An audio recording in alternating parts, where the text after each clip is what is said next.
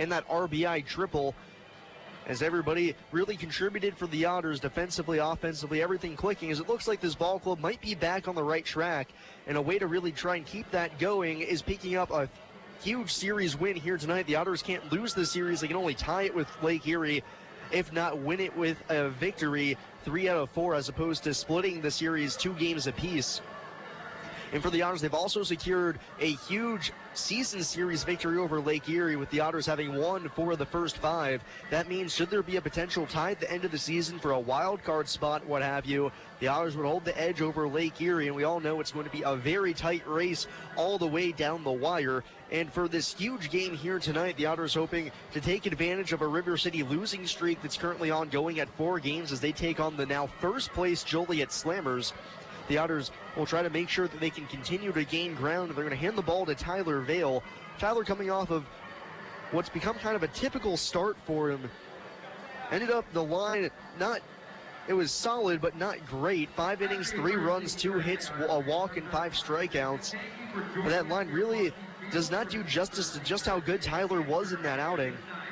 For Tyler, the first 10 hitters he faced, I personally thought, man, he's kind of got that no-no stuff going today. But unfortunately, then the next 6 hitters all reached. That provided the 3 runs Normal would score off of Vale in the bottom half of the 4th inning. He pitched a scoreless 5th, and the bullpen couldn't hold it down the stretch, as this was the first game of the doubleheader back on Sunday that the Otters got swept in by the Corn Belters. So Tyler hoping to continue a good trend here. Over his last 2 starts, totaling 11 innings, struck out 13 batters and only allowed 3 earned runs total. So things look to be looking up for Tyler, and this is how the Otters are going to line up behind him here in this one. Remember, Otters fans, the Evansville Otters lineup is brought to you by Mr. Quick Pick, here to provide you the roadside service you deserve. Call Mr. Quick Pick at 812-496-2321. David Cronin leads things off. He'll be playing second base. Ryan Long at third base, followed by Travis Harrison, the first baseman. Jeff Gardner out in right field. He'll hit cleanup. Toby Thomas gets a break from the rigors of shortstop as he'll DH and hit 5th. Daniel Spinola, the Otters' newfound center fielder, he's out there in the middle of the diamond hitting 6th. A new signee to the roster as the Otters had a flurry of late-night transactions, signing 2 new players, both of them in the lineup for the Otters. One of them, Brant Whiting, catcher, left-handed bat. He comes over from the Lincoln Salt Dogs of the American Association. Previously, he had been with the Los Angeles Dodgers organization. He'll hit 7th. The next new addition, J.J. Gould, the shortstop, spent this past season in the American Association as well with the St. Paul Saints and the Winnipeg Goldeyes. He comes from the Miami Marlins organization as well. He'll hit 8th. And rounding things up is Zach Wells out in left field at the bottom of the order. And speaking of new additions, and somebody who knows a thing or two about that, Ryan Long. Ryan's been having a phenomenal season, but if you remember back to this time last year, was just about when Ryan got signed by the Otters out of Texas Tech University after going undrafted. Ryan knows a thing or two about jumping into a team that's having success at the midway point of the season and making yourself a key contributor, which was what he was able to do last year, and then parlay it into a very fine season here where he leads the Otters in batting average, second in the team in home runs, 27 runs driven in as well. Sat down and talked with Ryan about that earlier today, as we'll take our first break here in the pregame show and come back with that interview with Ryan Long. You've been listening to the Evansville Otters pregame show here on WUEV 91.5 FM, brought to you by Kruckemeyer and Kahn. No matter how large or small your digging project may be, no matter how urban or rural, you must always call 811 before any digging project. 811 is our national one-call number, alerting your local utility companies to come out and mark any lines they have near your dig site. So before you do this or this, make sure you do this. For digging projects big or small, make the call to 811. Brought to you by Indiana 811.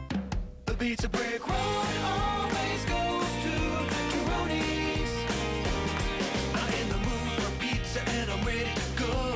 The Pizza Brick Road goes to Tyroni's. So follow me down the Pizza Brick Road. Road down to Tyroni's. The Pizza Brick Road. The Pizza Brick Road always goes to Tyroni's. Hi, I'm Bill Morgan of Bill Morgan Roofing and Construction. I've built a reputation of doing quality work that will stand the test of time. We didn't get here by knocking on doors, talking gibberish, or trying to be the lowest bid. You don't like to be sold to, and that's not what we do. My philosophy is simple: treating your home like it's my own, from start to finish. For roofing, gutters, siding, give us a call at Bill Morgan Roofing and Construction. Roofing the right way. 812-499-5892 or BillMorganRoofing.com.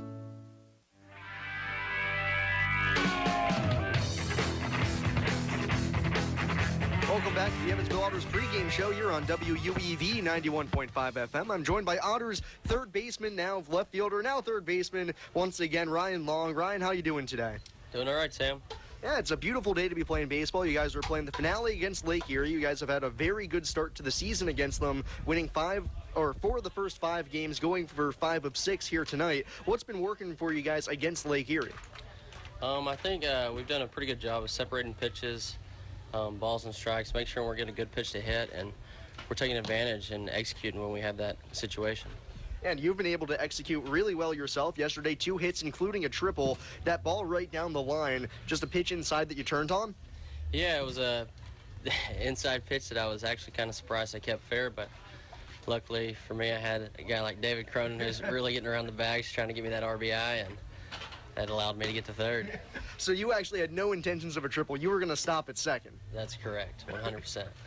Well, now you actually have 4 triples on the season, which is pretty astounding because you yourself don't think you should have that many, but one of them was one out to center that the center fielder missed, and I never got to ask you about that. It was a couple of weeks ago now. When you were going to third, were you thinking, am I going to get an inside the Parker? No, I was definitely easing up and just standing up easy on 3. Well, and one of the things, you know, your new home, now third base. You've been playing left field for most of the season, but you're a self-proclaimed third baseman as well. Now moving back into the infield, how's that transition been going? You look pretty comfortable.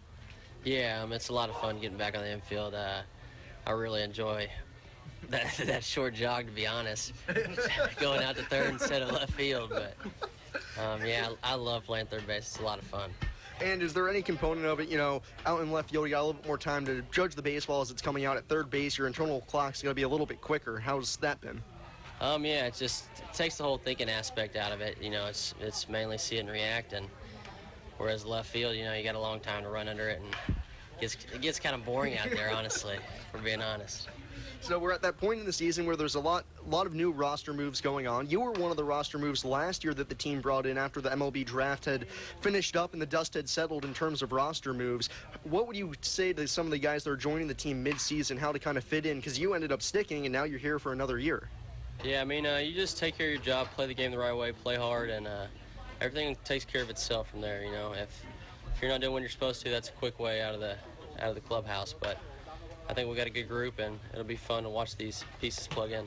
And you had yourself a pretty good All-Star break, ended up homering in the All-Star game. What was that like to be able to homer on one of the biggest stages in the Frontier League? I mean, I just got a good pitch to hit. I was lucky to put myself in a good count and separate balls and strikes, and I got a good pitch and I drove it. I was thankful that I was able to, you know, put my body in a good position to drive the ball. And even though Luke Rennie, who should have been an All-Star but had to leave because, of course, he was signed by the New York Mets, he would have been on the experienced team, and I was kind of hoping that one of you guys would have been able to face Luke in-game. If you had to pick one guy on the team that you want to hit against in the box, who is it? I don't know. I'd tell you it definitely wasn't Luke Rennie. I definitely didn't want to face him. Him being on the other team, knowing how I hit and everything, that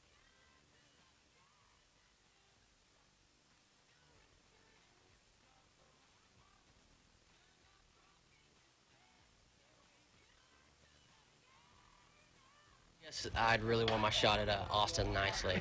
Yeah, I'd really love a piece of him. And going forward the rest of the season, you guys got off to a slow start here in the second half. What do you think is going to be the key moving forward towards the playoff push?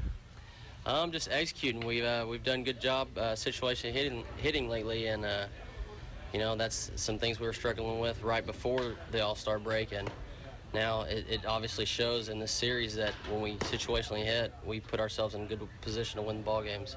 Well, Ryan, thank you so much for your time, and best of luck tonight. Thank you. You've been listening to the Evansville Otters pregame show on WUEV 91.5 FM. GD Ritzy's is a proud supporter of Evansville Otters baseball. GD Ritzy's menu features hamburgers, grilled chicken sandwiches, old-fashioned peanut butter and jelly, and ice cream. With 3 Evansville locations: west at 4810 University Drive, on the north side at 4320 North 1st Avenue, and on the east side at 601 North Green River Road. GD Ritzy's is open from 10 a.m. to 10:30 p.m. Sunday through Thursday, and 10 a.m. to 11 p.m. on Friday and Saturday. GD Ritzy's, a proud supporter of the Evansville Otters. Heritage Federal Credit Union has 7 full-service branches in both Evansville and Newburgh, serving more than 38,000 members. Membership is open to anyone who lives, works, worships, or attends school in Vandenberg or Warwick County. Heritage Federal Credit Union offers mortgage and consumer loans, checking and savings accounts, as well as online banking for members. Heritage Federal Credit Union can be reached toll-free by phone at 1-800-858-1693. It can also be found online at hfcu.info. The Evansville Otters would like to thank the Evansville Courier and Press for their support and coverage of Otters baseball. The Evansville Courier and Press provides news, sports, and weather coverage to the Tri-State, both in a print and online edition. The Evansville Courier and Press can be found online at courierandpress.com, as well as on Facebook, Twitter, Instagram, and Pinterest. The Evansville Courier and Press, a member of the Journal Media Group.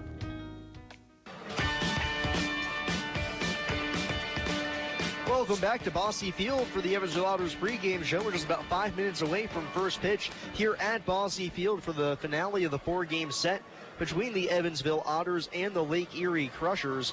On the mound for Lake Erie is going to be Alex Romero. He technically has the worst starter's ERA on the Lake Erie pitching staff, and that says something considering his ERA is at a crisp 3.74.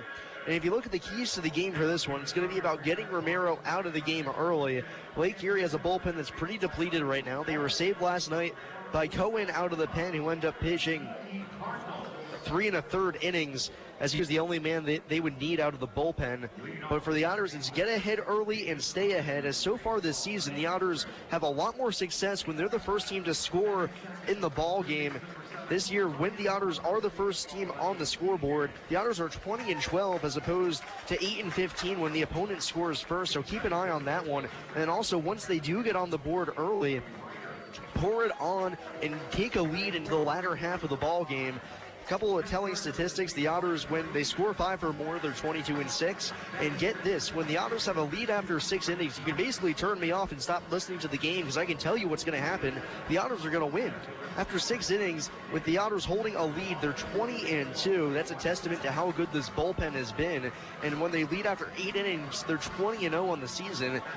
So really the key to this ball game, and really all games for the Otters all season long, is get a lead early, stake a claim to the ball game very early on, take a lead into the last half of the ball game, and you can be pretty sure that the Otters bullpen's going to hold on to it.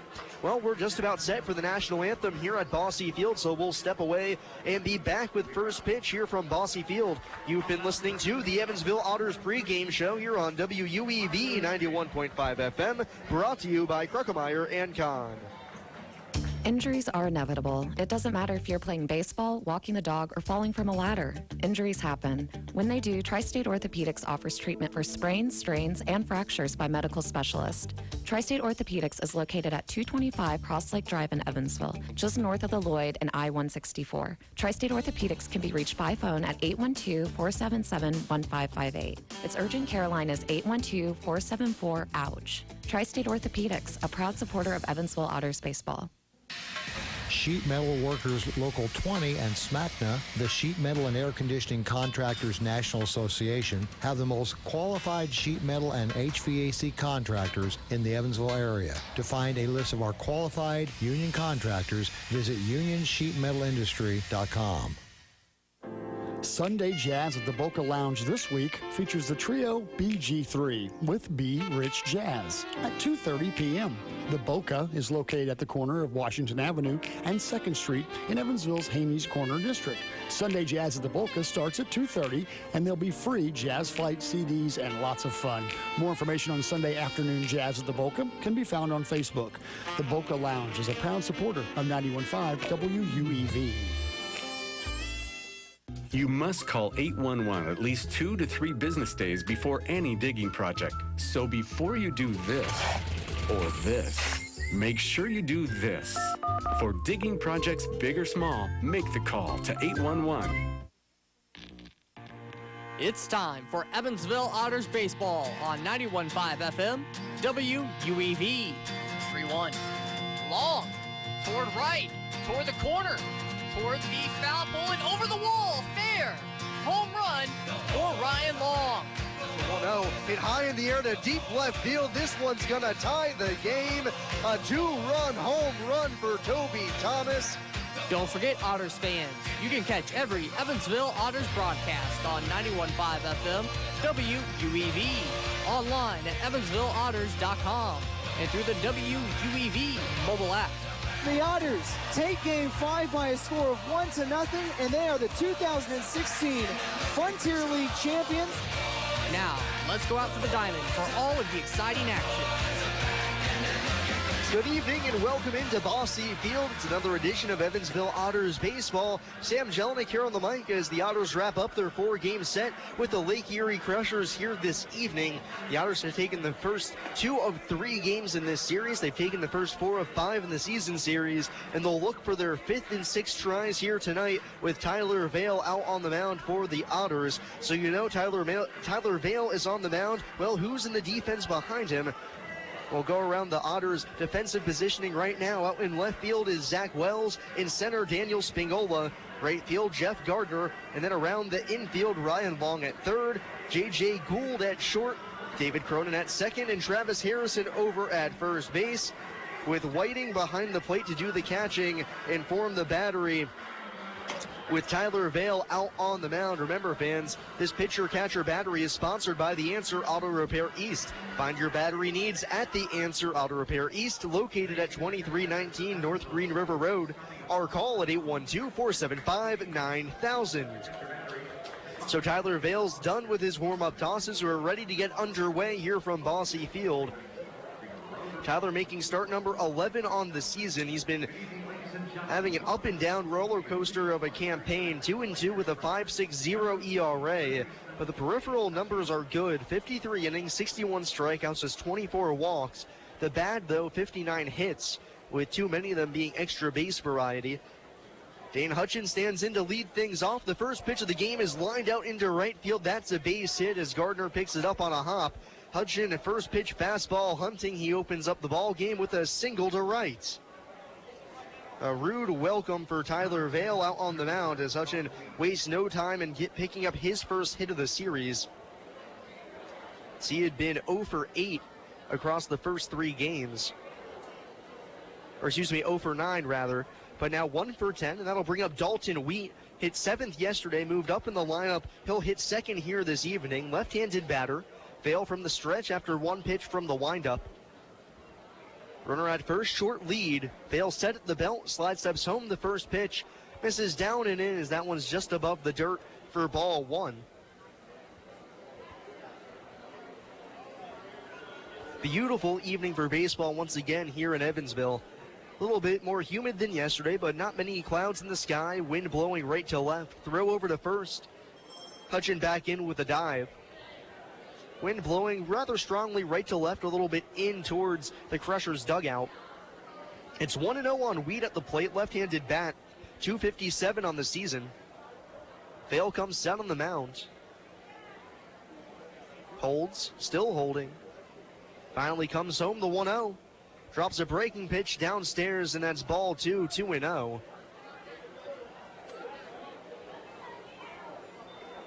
So 3 pitches in the game for Vale, one of them a line drive single. Now 2 balls on Wheat, 3 home runs, 16 runs driven in on the season for the Crushers center fielder. Middle infield at double play depth, third baseman Long even with the bag. Harrison holds on the runner at first. The 2-0 pitch. That one skips in and it's ball 3 on Wheat. Vale can't find the strike zone thus far on Wheat. It's 3-0 and he's in real danger of putting the first 2 men of the ball game on base. On deck is Aaron Hill. He had been flip-flopping between first and second in the order, but now hits third in the finale of the series. Here's Vale's 3-0 pitch. That fastball finds the strike zone at the knees as Vale able to author that one into Wheat. And it's 3 balls and 1 strike.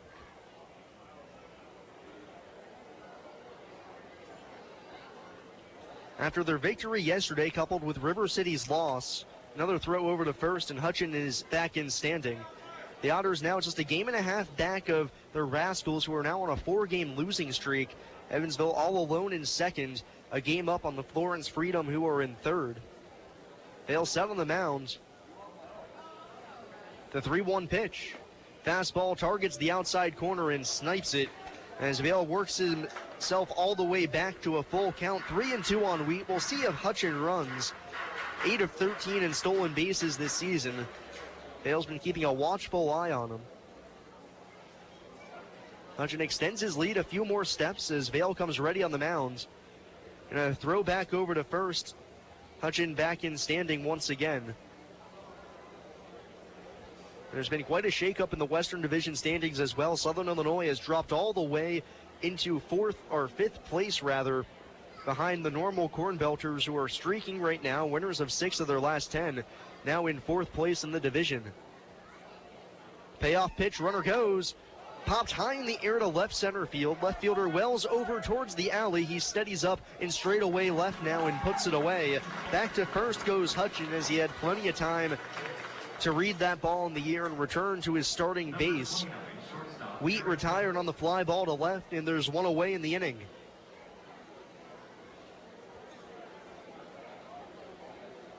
So with Hutchin still at first, it's Aaron Hill's turn to hit. As I mentioned, had been hitting first and second in the order, but with Joel McKeithen, the man who had been hitting 3rd or 4th all 3 games out of the lineup, Hill moves down a slot. Shortstop for the Crushers, another throw over to first, and Hutchin is back in without a dive. Hutchin had second base stolen on the 3-2 pitch to Wheat. He started running for second before Vale even came home. So we'll see if he wants to take off here on the first pitch. Vale set, runner stays put, and it's swung on and missed as Hill goes chasing on a slider down and away. 0-1. 1 out top of the first inning, getting underway here in the finale of this 4-game set between the Otters and Crushers. Dane Hutchin singled on the first pitch of the game. He's still over at first. 0-1 on Aaron Hill. Here's the pitch. Runner goes. Misses inside. Throw down to second is going to be late as it deflects off the glove of Cronin and doesn't roll very far as he picks it up behind the bag. That throw skipped in from Whiting behind the plate. The first time we've seen him make a throw. He's tested it early in his Otters career but can't come through. As Hutchin had that one stolen on Vale, once again was headed off to second base about a split second before Vale started throwing the pitch home. So the 9th steal of the season for Hutchin. He's in scoring position for Aaron Hill. Count now even on him, 1-1, right-handed batter. Good squat at the stance. Hutchin dancing off of second, the 1-1 pitch. Slider called strike 2 on the outside corner. Hill thought about offering up at that one, but instead takes it. And home plate umpire Steve Donahue says, nope, that's on the corner for strike 2. So 1-2 now on Hill. Runner at second, 1 gone, top of the first. Lake Erie trying to crack the scoreboard here in the first inning. 1-2 pitch. Misses down and in as that 2-seamer bores onto the back foot of Hill at the plate. Count 2-2. Hill a home run, 13 runs driven in, a .292 hitter, but has struggled mightily with runners in scoring position this season, hitting just 174 on the year with men at second or third, or both for that matter. Vale checks second, the break-even pitch. Tapped foul at the plate as that one's off the front foot of Hill as it trickles out onto the diamond. And the count stays 2-2 on him. Thankfully, he's got that shin guard on that lead leg, so he barely even felt that thing. On deck, the cleanup man, Cody Lenahan. We'll see what kind of situation he'll get to hit in. He's been the best man with runners in scoring position this season for Lake Erie, hitting above 400. But for now, it's Hill and Vale locked in a battle. Tyler set, checks the runner at second. One more look. The 2-2 pitch. Fastball called, strike 3 at the knees. Vale freezes Hill. for the first strikeout of the game. He gets him looking. A huge second out. Hutchins stays at second base, and that'll bring up Cody Lenahan.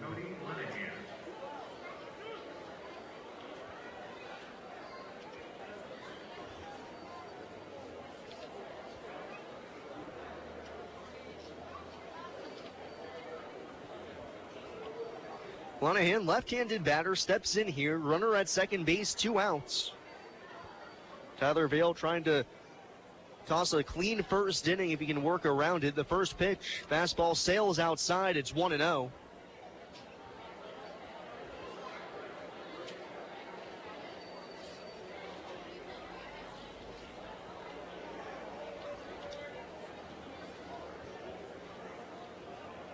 Vale comes down on the mound, checks the runner at second, now fires quickly. A slider on the outside corner. That's a called strike 1 as he evens the count on Lenahan. 1 ball and 1 strike.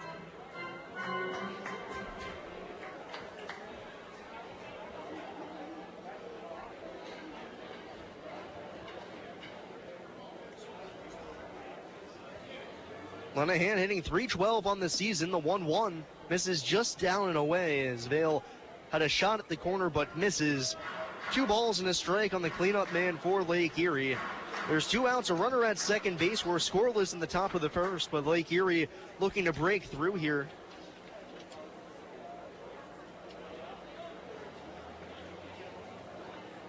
Two-one pitch, popped foul out of play on the left-hand side as Vale evens the count now on Lenahan, 2-2.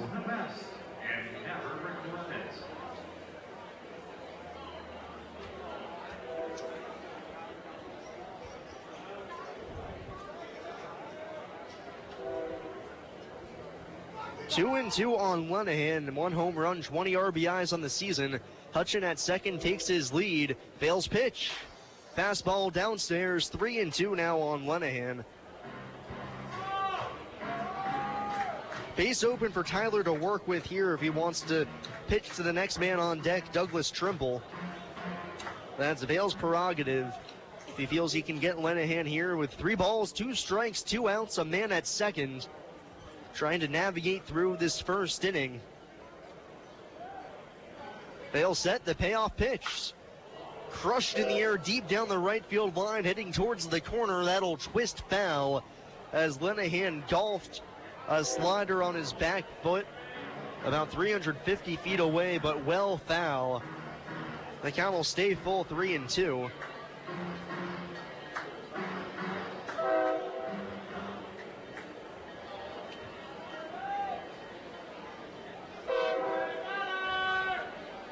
Three and 2 still on Lenahan. Runner at second. The pitch. Fastball misses down and in for ball 4 as Lenahan draws the 2-out walk. No harm, no foul for now. So that'll set up the force play on the infield. And with 2 away, it'll be up to Douglas Trimble. Favorable matchup for Vale on the mound. A right-handed hitter. Hitting .237 on the season. 5 home runs, 15 driven in.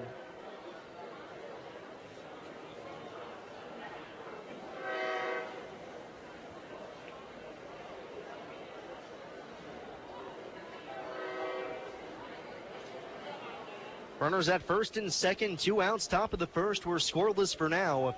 Vale ready on the mound, his first pitch. Slider bores down and away as that misses the corner. Ends up at the ankles. Trimble takes 1-0. Trimble, good power numbers, been hot over his past 5 ball games. 8 for 19 with 2 long balls. That included a home run in the second game of the series. The 1-0. Fastball on the outside corner as Vale authors a strike at the knees. And the count's level at 1.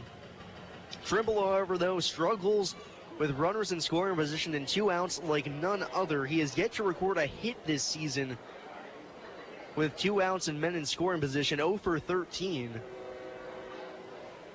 Vale tosses up the 1-1. Fastball pops the mid on the outside corner. A nice running heater there from Vale as he tickles the edge, and it's a ball and 2 strikes. Hutchin at second, Lenahan at first, 2 outs. Vale being forced to work hard here in the first inning. 1-2 on Trimble. Here's the pitch. Fastball just off the outside corner as Vail tried to go back-to-back there, but can't find the corner, and the count's even at 2.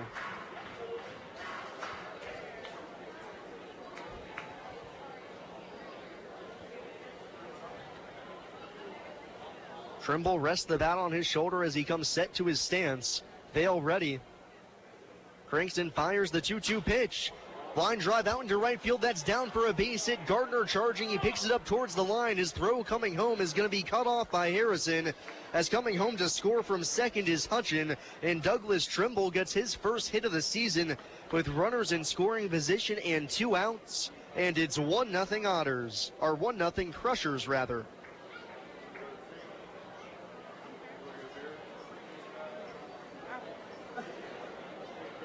Number 17. Going first to third on the play was Lenahan. So there's runners at the corners and 2 away now for Dustin Williams. 1-0 Crushers here in the first inning as they strike first. I talked about the Otters need to get on the board first in ball games. They're much more successful when they take the initiative. But Lake Erie does it here. First pitch to Williams. Misses off the outside corner, 1-0.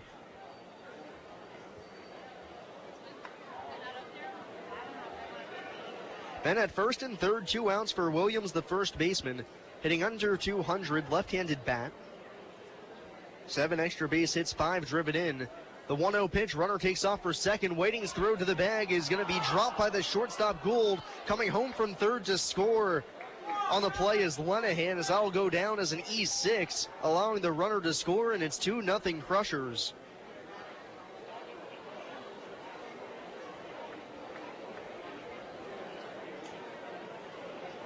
Whiting's throw was right about on the bag, a little bit towards the left field side, but Gould saw the runner from third starting to leak home, so he tried to catch and throw in one motion, but never had the ball in his glove as it deflected off of him.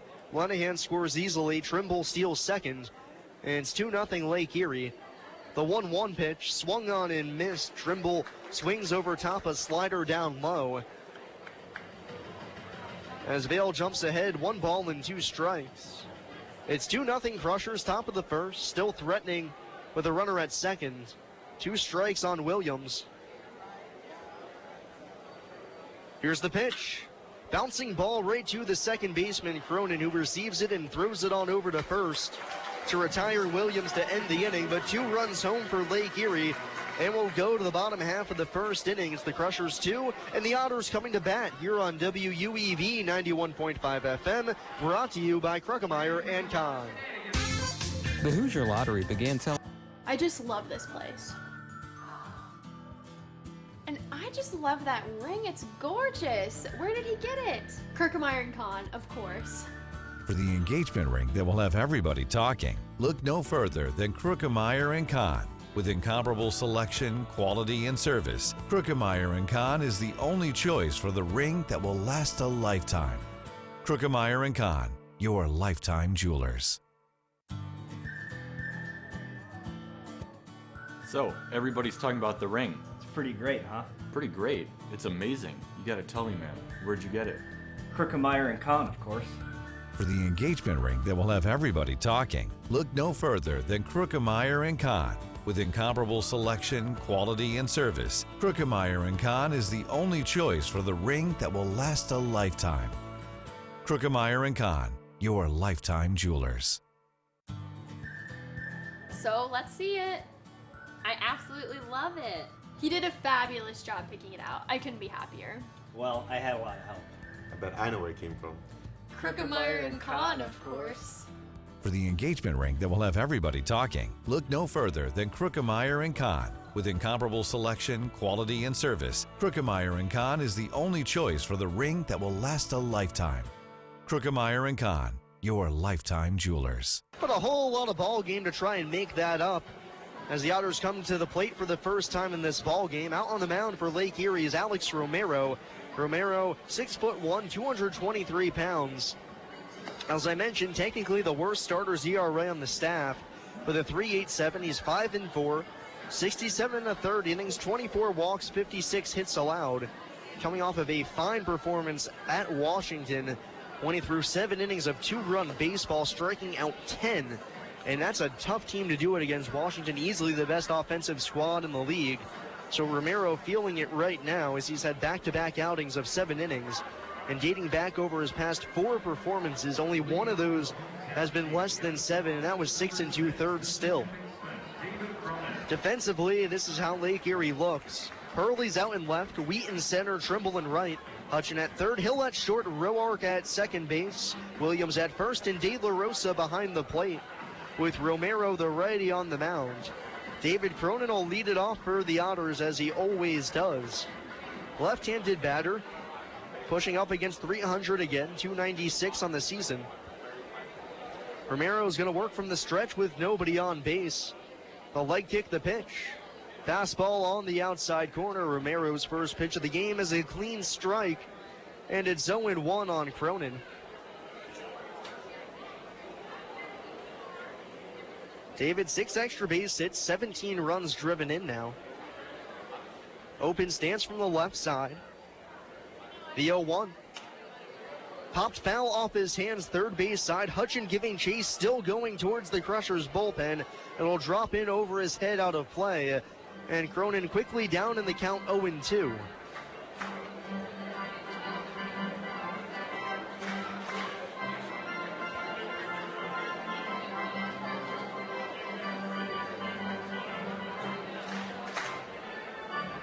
So 0-2 on Cronin to open up the Otters' home half of the first inning. It's 2-0 Crushers. Romero from Venezuela, signed back in 2010 by the Cincinnati Reds. Made it as high A ball as the 0-2 pitch to Cronin's popped foul behind home plate. Still 0-2. Made it to high A with the Frederick Keys, 2016 and 2017. He was traded to the Baltimore Orioles for future considerations in 2016, so that was the end of his Reds tenure then. Happened to pitch in that season for the Dayton Dragons, the new home of Patrick McGuff. The 0-2 again. Slapped foul by Cronin right into the Crushers' dugout as everybody scrambles out of the way. David with an emergency hack to stay alive. And it's still 0-2. He's at least making Romero work here, fouling off a couple of pitches, leading off the bottom of the first inning. Lake Erie with 2 runs in the top of the first.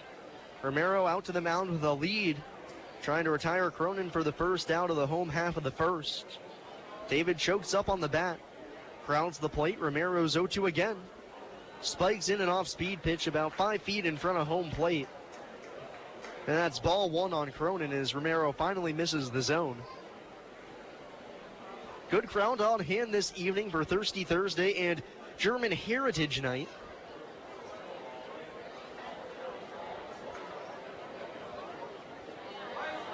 Cronin taking his time, finally straddles back into the box.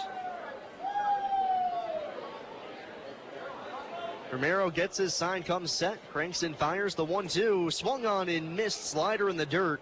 Cronin tried to hold up his swing, but he clearly went around, and he knows it. So the catcher De La Rosa picks the ball and tags Cronin to complete the strikeout as Romero punches out the first man he faces in the game.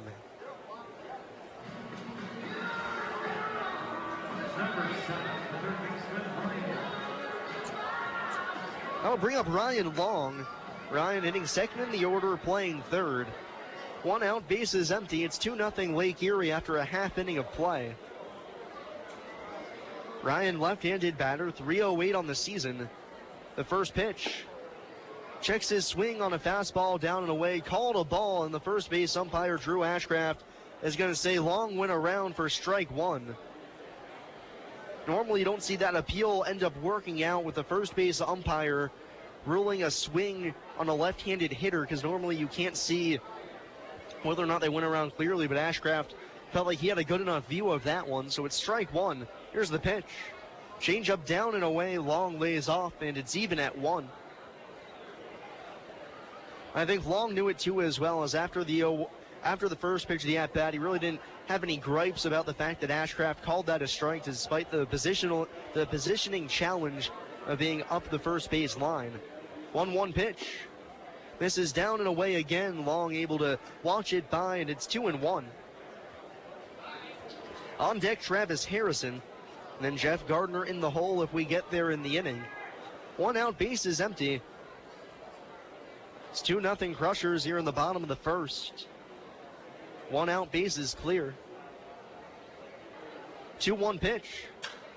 Skied in the air down the left field side, twisting into foul ground. Hutchin out the third baseman. That one's going to end up in the seats for strike 2 on Long. Count level at 2 balls and 2 strikes.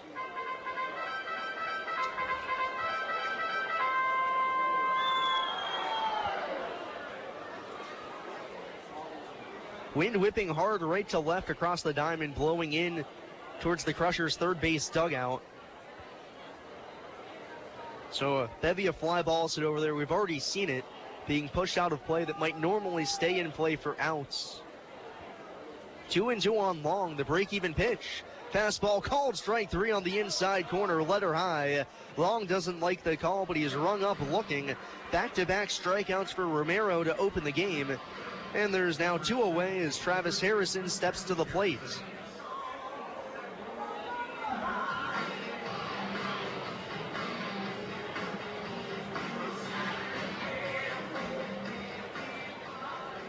So Romero flashing the punch-out stuff. Had 10 his last time out at Washington. 2 already here in the game through 2 hitters. And here's Travis Harrison, right-handed batter. The first pitch swings away, chops it foul on the third base side for strike 1. 2 outs in the inning. Base is empty as the Otters have yet to put a ball in play. Harrison at the plate, 272 on the season now as his average has plummeted in the past week and a half to 2 weeks. 4 home runs, 36 driven in for the former Twins farmhands. Right-handed batter, the 0-1. Popped foul out of play as Harrison holds the pose of the finish for a split second. And it's 0-2 now on Travis as Romero looks to strike out the side.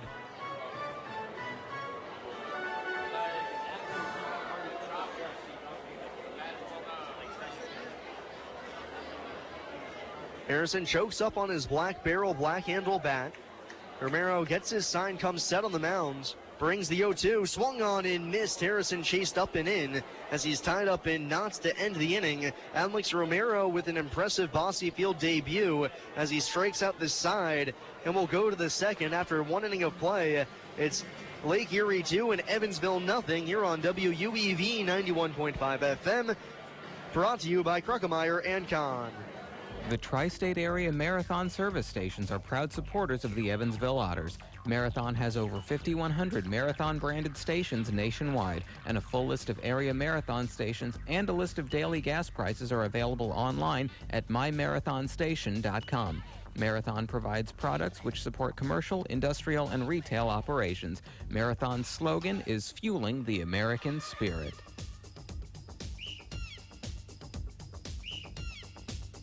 This Evansville Otters broadcast is made possible through support from New Image Travel. New Image Travel provides motor coach charter service to the United States and Canada with pickup within a 150-mile radius of Evansville. A full list of New Image Travel's offerings can be found online at newimagecharter.com. New Image Travel can be reached toll-free at 1-800-432-6213. New Image Travel, a proud supporter of Evansville Otters baseball.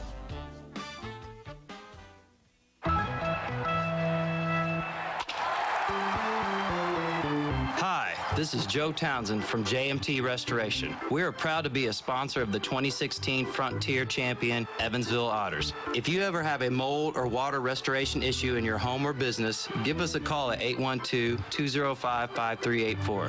JMT Restoration Service, where professional work meets affordable pricing. Remember, go Otters!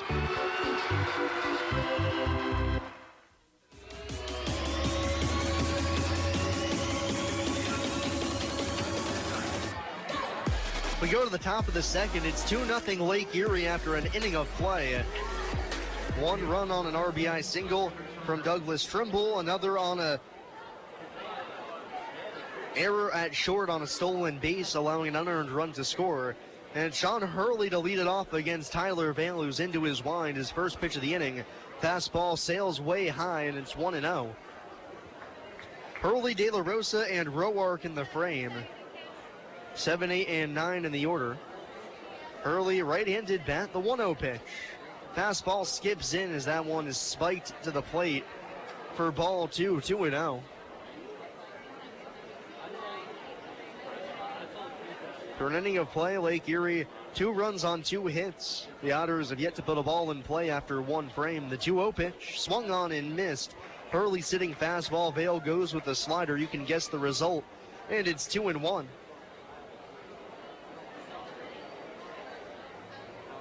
Hurley, right-handed bat, $196 on the season. The pitch, fastball able to whittle the outside corner at the knees. Nice pitch there from Tyler Vale, and it's 2-2.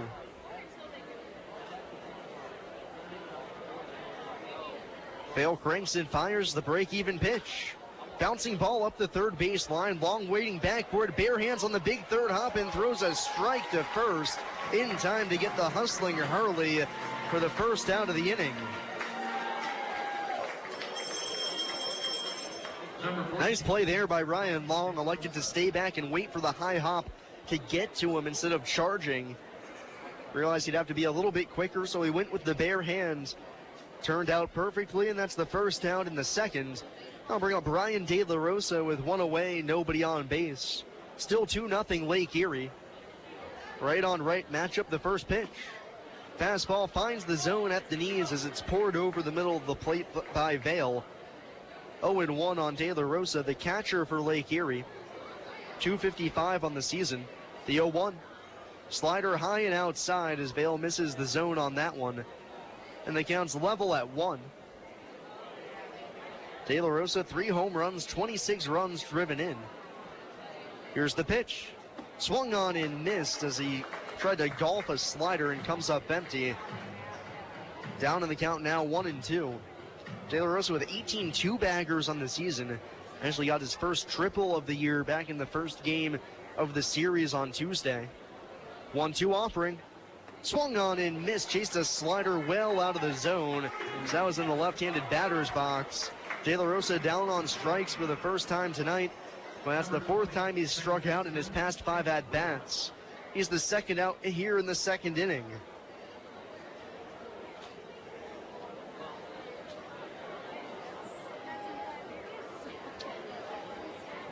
So I'll bring up Nick Roark, second baseman. Just 12 at-bats for him on the season. The Otters saw him when he was first signed back on July 3rd. First pitch to him. Vale authors a strike on the outside corner, 0-1. Good fastball, lively onto the outside edge. 2 outs, bases empty. It's 2-0 Lake Erie, top of the second. The pitch. Full tapper to the second baseman, Cronin, who charges, gobbles it up, and throws to first. Well in time to get Roark. It's a nice bounce-back inning for Tyler Vale. 1-2-3, down go the Crushers. We'll go to the bottom half of the second inning. It's Lake Erie 2 and Evansville nothing here on WUEV 91.5 FM, brought to you by Kruckemeyer and Kahn. I just love this place. And I just love that ring. It's gorgeous. Where did he get it? Kruckemeyer and Kahn, of course. For the engagement ring that will have everybody talking, look no further than Kruckemeyer & Kahn. With incomparable selection, quality, and service, Kruckemeyer & Kahn is the only choice for the ring that will last a lifetime. Kruckemeyer & Kahn, your lifetime jewelers. So, everybody's talking about the ring. It's pretty great, huh? Pretty great. It's amazing. You gotta tell me, man. Where'd you get it? Kruckemeyer and Kahn, of course. For the engagement ring that will have everybody talking, look no further than Kruckemeyer & Kahn. With incomparable selection, quality, and service, Kruckemeyer & Kahn is the only choice for the ring that will last a lifetime. Kruckemeyer & Kahn, your lifetime jewelers. So let's see it. I absolutely love it. He did a fabulous job picking it out. I couldn't be happier. Well, I had a lot of help. I bet I know where it came from. Kruckemeyer and Kahn, of course. For the engagement ring that will have everybody talking, look no further than Kruckemeyer & Kahn. With incomparable selection, quality, and service, Krukemeyer & Kahn is the only choice for the ring that will last a lifetime. Krukemeyer & Kahn, your lifetime jewelers. We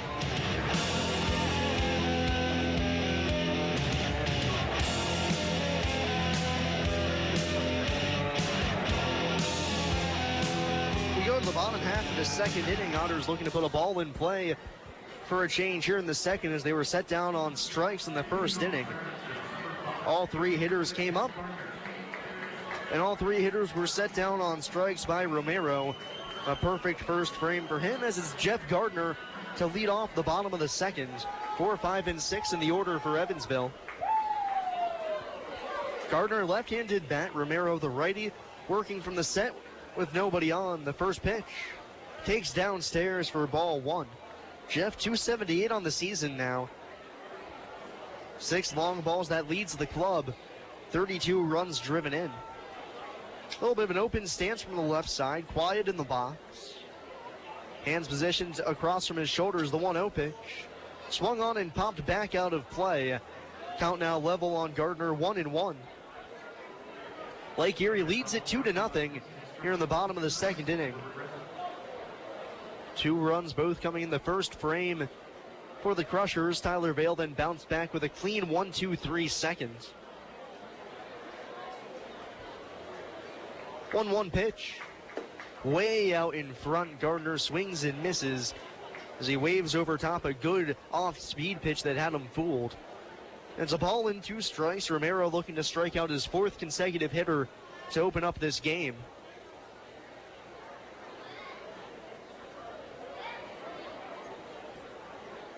Romero set. Deep breath, serves up the 1-2.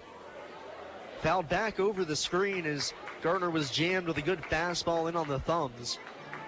The count's still 1-2. Gardner, as I chronicled yesterday, struggled leading off innings, but then promptly having to lead off an inning with a single and a walk yesterday. He's now hitting above 200 in these situations. Leading off the bottom of the second here. 2-0 Crushers. 1-2 again. A little flare down the left field line. That slice is well foul. Gardner able to spoil a good pitch on the outside corner. And it's still 1-2 on him.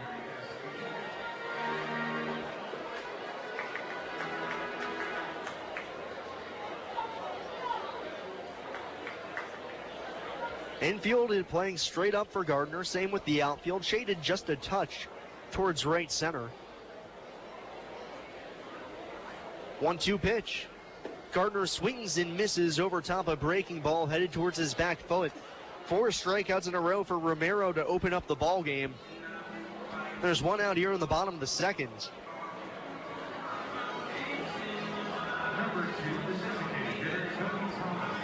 So it'll bring up Toby Thomas, who's the designated hitter for tonight's ball game. Started at short yesterday, but gets the day off from the rigors of the middle infield position. Still hits in his 5th spot, 277 on the season. Right-handed bat, 1 out, bottom of the second. Lake Erie 2, Evansville nothing. First pitch. Swings away and shoots it foul back over top the screen and out of play, 0-1.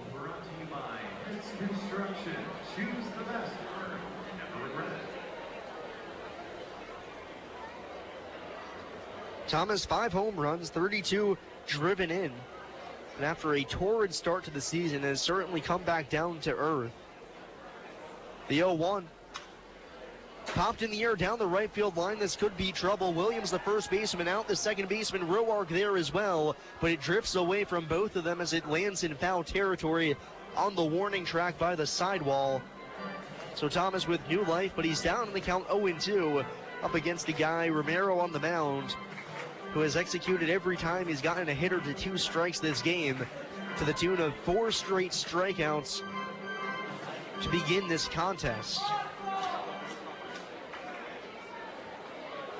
So it's 0-2 on Thomas. 1 out, base is empty. Bottom of the second inning. Alex Romero on the mound, he comes ready. Roxon delivers the 0-2 pitch. Slider down and outside. Thomas with a keen eye lays off. gets one back. It's 1-2. Through the first 5 hitters, that is just the 5th ball Romero has thrown in this game, as he has been spot on to open things up. 1-2 on Thomas. Here it comes. Bouncing ball that trickles to the backstop. Kobe able to spoil a breaking pitch. It's still 1-2. The one saving grace for the Otters thus far, you assume they're going to put a ball in play eventually. But for right now, at least, they're still making Romero work, as he's still thrown 24 pitches so far in the game, and there's only 1 out in the bottom of the second. The Otters haven't even had a base runner yet. 1-2 pitch. Fastball called, strike 3 on the outside corner. Romero takes out the paintbrush and gets the edge. 5 straight strikeouts to open up this ball game, 3 of them looking. And there's 2 outs here in the bottom of the second.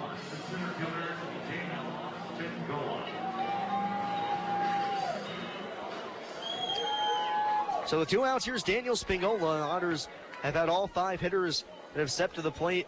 They've returned to the dugout empty-handed. So all strikeout victims. First pitch. Fastball skips in for ball 1.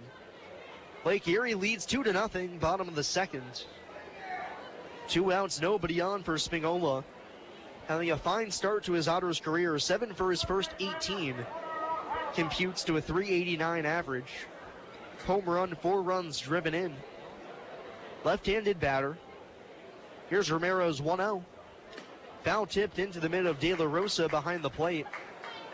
Spingola way out in front of a good splitter or slider there. Can't tell really the difference from Romero.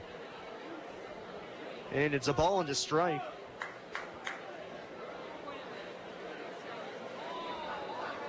On deck, Brant Whiting awaiting his first at-bat as an Otter. The 1-1. Rips down the first base line. That's a fair ball over the bag as that gets by the first baseman and on towards the right field corner. Bangs up against the wall. Spingola around second. He's heading for third. He'll make it there standing as the ball finally gets in. It's thrown away past the cutoff man. Here comes Spingola, and it's a little league home run. The Otters are on the board. It's 2-1. It's a triple and an error for Spingola, but the throw back in from Trimble and right got away from the shortstop Hill, went all the way down the left field line. Spingola trotted home, and the Otters get on the board on their first hit of the game, a triple and an error, and it's now a 2-1 ball game.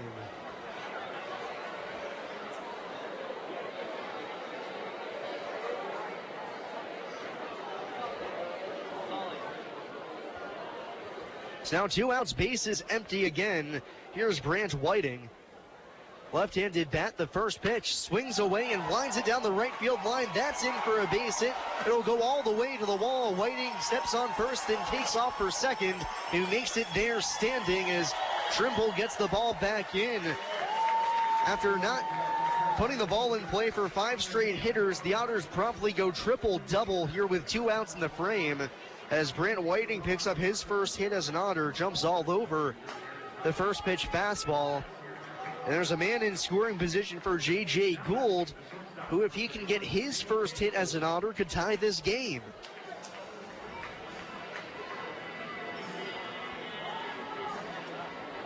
So meeting on the mound between De La Rosa and Romero, catcher and pitcher, as he tries to calm down his starter, who struck out the first 5 hitters with ease.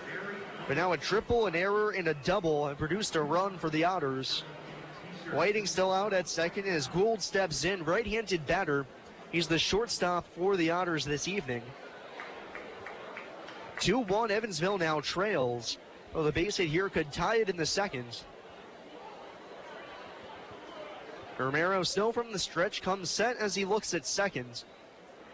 His first pitch. Slider darts on to the outside corner as he fires in a good one. 0-1 on Gould. 2 outs, man in scoring position at second. Otters down by 1 run here very early on. 0-1 pitch.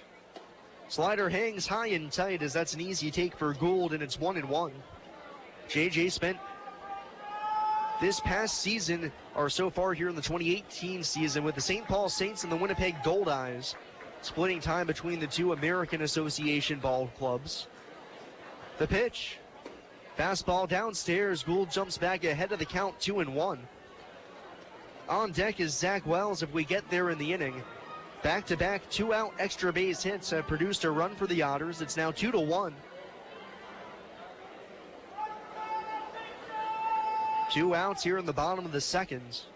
Romero trying to get out of the jam, but the Otters trying to capitalize early to tie this ball game back up. Romero set on the mound. The 2-1 pitch. Good slider. That one's in at the knees on the outside corner. Freezes Gould, who thought it was a touch low. But Steve Donahue says that's in the strike zone. And the count's even at 2 apiece. Romero has recorded all 5 of his outs thus far by strikeout. Looking for number 6 to end the inning. Comes ready. Brings the 2-2 pitch. Broken bat line drive up the middle on one hop to the shortstop Hill, who fields next to the bag and throws to first in time to get Gould in time to end the inning. But the Otters do get a run back on a triple and an error. We'll go to the third. It's Lake Erie 2 and Evansville 1 here on WUEV 91.5 FM, brought to you by Kruckemeyer and Kahn. Since 1994, Slay's Restoration has been assisting tri-state residents clean up and restore their properties after disasters of all kinds. Located at 2121 Cotter Avenue in Evansville, Slay's Restoration offers assistance for water damage, fire and smoke damage, mold and biohazard mitigation, complete reconstruction, and much more. Slay's Restoration can be reached toll-free 24 hours a day at 1-888-776-8555. It can also be found online at slaysrestoration.com. Sunday Jazz at the Boca Lounge this week features the trio BG3 with B. Rich Jazz at 2:30 p.m. The Boca is located at the corner of Washington Avenue and 2nd Street in Evansville's Haney's Corner District. Sunday Jazz at the Boca starts at 2:30, and there'll be free Jazz Flight CDs and lots of fun. More information on Sunday afternoon Jazz at the Boca can be found on Facebook. The Boca Lounge is a proud supporter of 91.5 WUEV. SRG Global, a Guardian company, would like to wish the Evansville Otters the best of luck in today's contest. Founded in 1932, SRG Global is one of the world's largest manufacturers of chrome-plated plastic parts for the automotive, commercial truck, and household appliance industry. Located locally at 601 North Congress Avenue in Evansville, SRG Global can be found online at srgglobal.com. They can also be reached in Evansville by phone at 812-477-6151.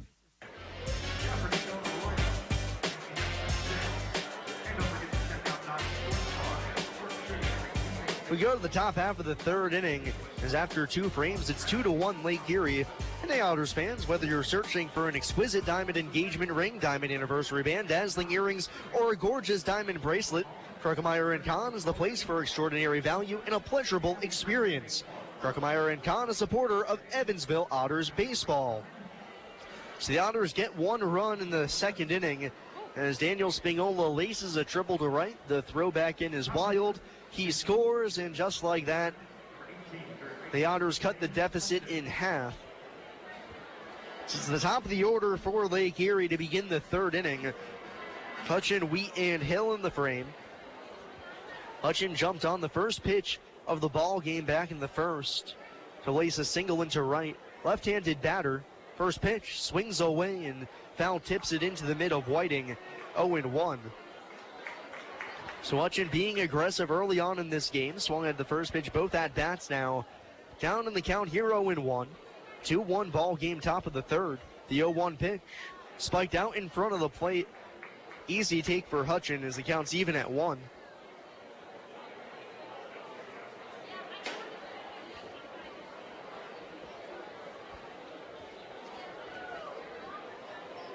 Lake Erie with their purple uniform tops, gray pants, purple stirrup socks for Hutchin. The 1-1.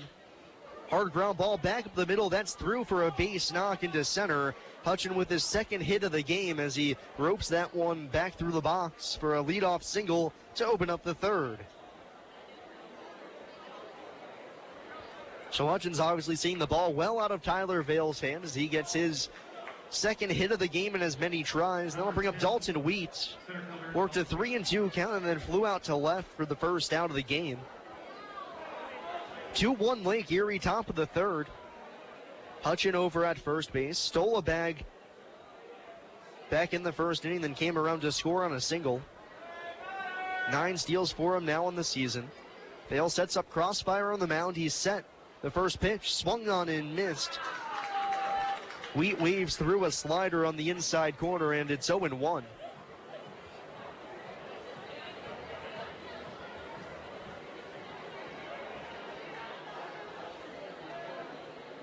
Hutchin extends his lead at the bag as Vale comes ready on the mound. Tyler set at the belt. Holding. Still.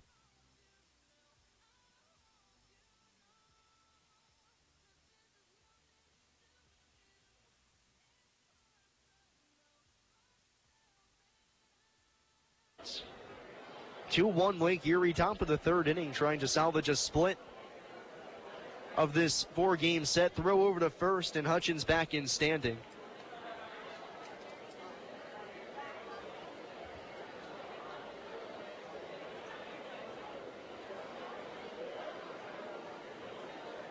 Still 0-1 on Wheat. Vale ready. Here's the pitch. Flown foul out of play down the left field line. Wheat a little late on the heater. And it's no balls and 2 strikes.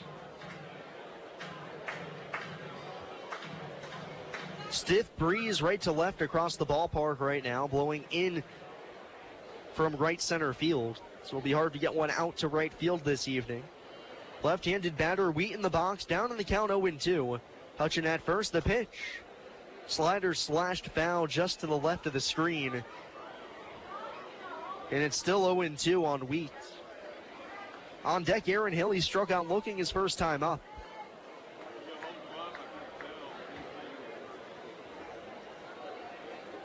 Hutchin a threat to run at first. 9 steals on the season now. A throw back over, and he scrambles back to the bag safely. Vale using different timings on the mound. Coming set for 1 second, 2 seconds, some pitches. Then others holding for as many as 5 to throw off the timing of Hutchin at first. Vale comes ready. Holds, now comes home. The pitch spikes it in. That's off the catcher, waiting to the backstop. As the runner will advance up to second base easily. Hutchin takes the extra bag on the wild pitch as Vale spiked the slider. So no stolen base necessary as the count moves to 1-2 on Wheat. Hutchin now at second with nobody out. 2-1 Lake Erie. The Otters got a run in the bottom of the second on a triple and subsequent error on the play, allowing Daniel Spingola to race all the way home with a Little League home run.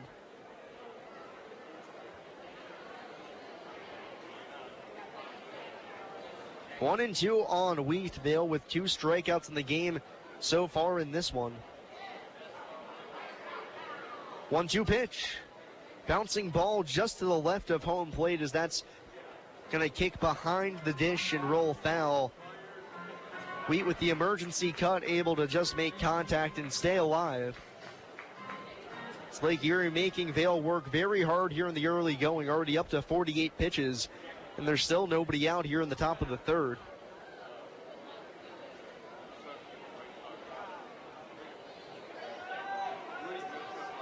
The pitch popped up off the thumbs, third base line. Long coming in a few steps in front of the bag. The third baseman makes the play as Wheat tied up in knots on the inside corner for the first out.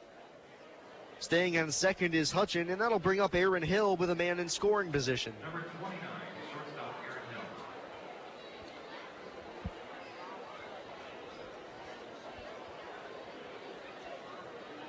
Man still at second base, 1 out. Top half of the third inning. Lake Erie in front, 2-1 here in the finale of this 4-game set. Otters took 2 of the first 3, hoping for the series victory tonight. Hill at the plate, right-handed batter.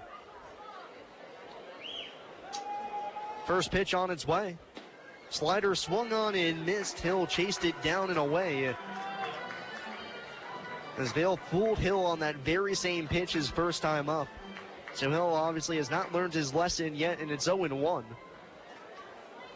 Otters wearing their navy blue uniform tops, white pants, with tri-colored hat. 0-1 pitch. Fastball able to whittle the outside corner as Vale targets it up there. It's 0-2 quickly on Hill. Runner at second, one gone, top of the third. 2-1 Lake Erie with the lead for now. Looking to extend it here with a runner at second, one away. 0-2 on Hill. Vale uncorks the 0-2. Popped in the air to shallow center field. Center fielder Spinola racing on. He's underneath of it. And he'll put it away with one hand, charging in towards second base for the second out of the inning. So after Hutchin advanced to second base on the wild pitch with nobody out, back-to-back outs for Vale. He's still there at second. Just has to get through Cody Lenahan to toss his second straight scoreless inning.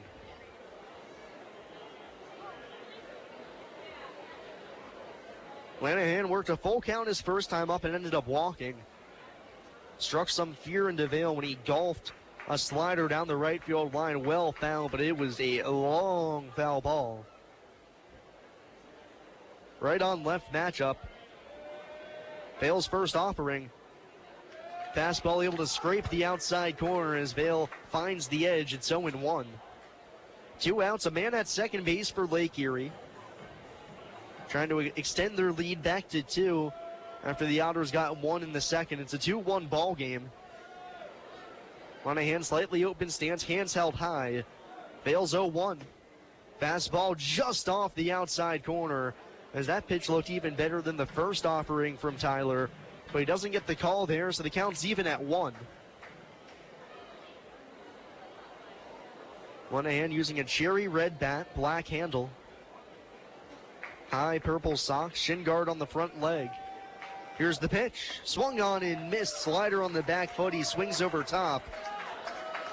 And it's a ball and 2 strikes. Vale a strike away from getting out of this trouble.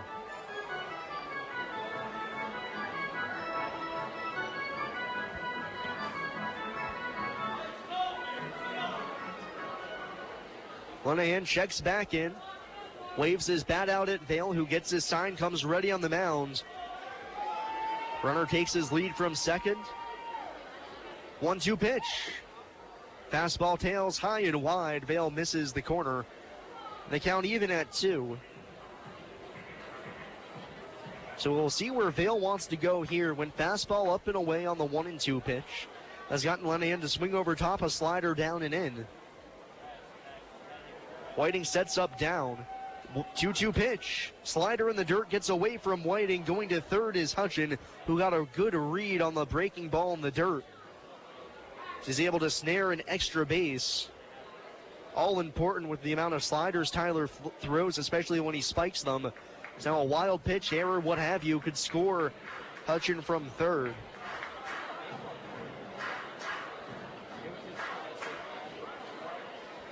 Three and 2 on Lenahan. He walked his first time up after a full count. Vale still works from the stretch with the runner at third. Payoff pitch. Roped in the air to center field. Spinola traces back a few steps. It's right at him as he hauls in the line drive. Lenahan scalded it, but right to Spinola in straightaway center to end the inning. Vale strands a runner at third. Will go to the bottom half of the frame. It's Lake Erie 2 and Evansville 1 here on WUEV 91.5 FM, brought to you by Kruckemeyer and Kahn. Injuries. I just love this place. And I just love that ring. It's gorgeous. Where did he get it? Kruckemeyer and Kahn, of course. For the engagement ring that will have everybody talking, look no further than Kruckemeyer & Kahn. With incomparable selection, quality, and service, Kruckemeyer & Kahn is the only choice for the ring that will last a lifetime. Kruckemeyer & Kahn, your lifetime jewelers. So, everybody's talking about the ring. It's pretty great, huh? Pretty great. It's amazing. You gotta tell me, man. Where'd you get it? Kruckemeyer & Kahn, of course. For the engagement ring that will have everybody talking, look no further than Kruckemeyer & Kahn. With incomparable selection, quality, and service, Kruckemeyer & Kahn is the only choice for the ring that will last a lifetime. Krukemeyer & Kahn, your lifetime jewelers. So let's see it. I absolutely love it. He did a fabulous job picking it out. I couldn't be happier. Well, I had a lot of help. I bet I know where it came from. Krukemeyer and Kahn, of course. For the engagement ring that will have everybody talking, look no further than Krukemeyer & Kahn. With incomparable selection, quality, and service, Krukemeyer & Kahn is the only choice for the ring that will last a lifetime. Krukemeyer & Kahn, your lifetime jewelers.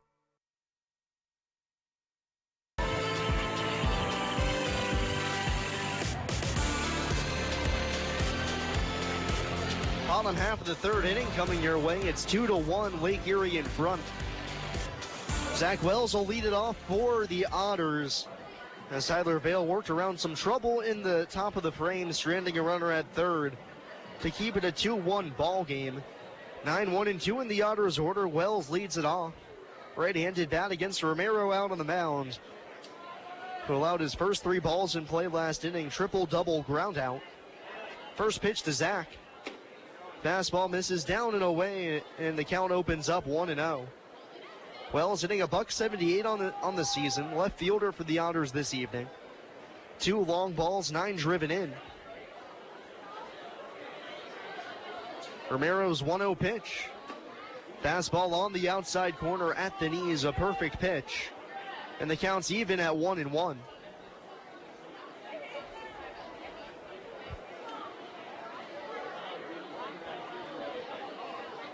(2-1) Lake Erie as we begin play on the bottom of the third inning. Finale of this 4-game set. The pitch. Another good fastball on the outer third, as Romero able to slice the edge, and Wells down in the count 1-2.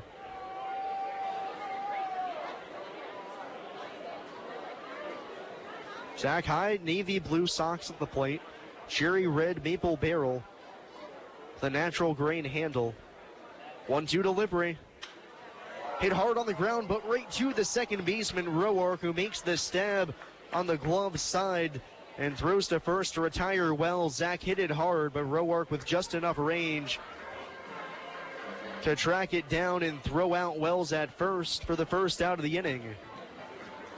Back to the top of the order, number 6, the second baseman, David Cronin.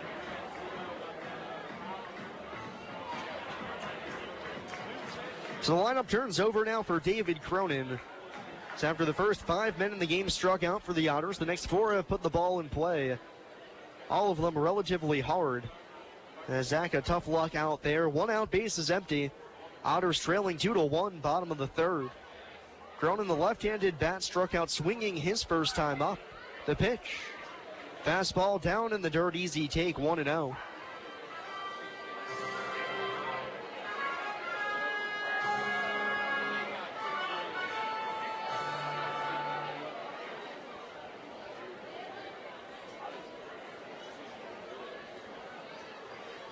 David, 296 on the year, the 1-0. Sliced foul out of play on the left field side, and the count goes to even 1-1.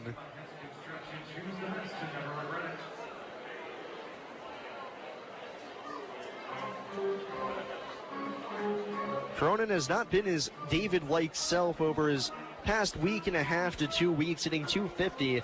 I talked with him about it during batting practice today, and he said, you know, sometimes you just start thinking too much, and that's the ultimate curse for a baseball player. The 1-1 misses downstairs, 2-1. He said, you know, I was stepping into the box, I was thinking about what pitch I was going to see, what pitch I was going to hit, where my hands were on the swing, and whether or not I was getting my foot down in time, if my knees were in the right position, what have you. Anything that's going on in a baseball swing was flying through his head, and he said that's no way to focus in trying to hit a round ball with a round bat.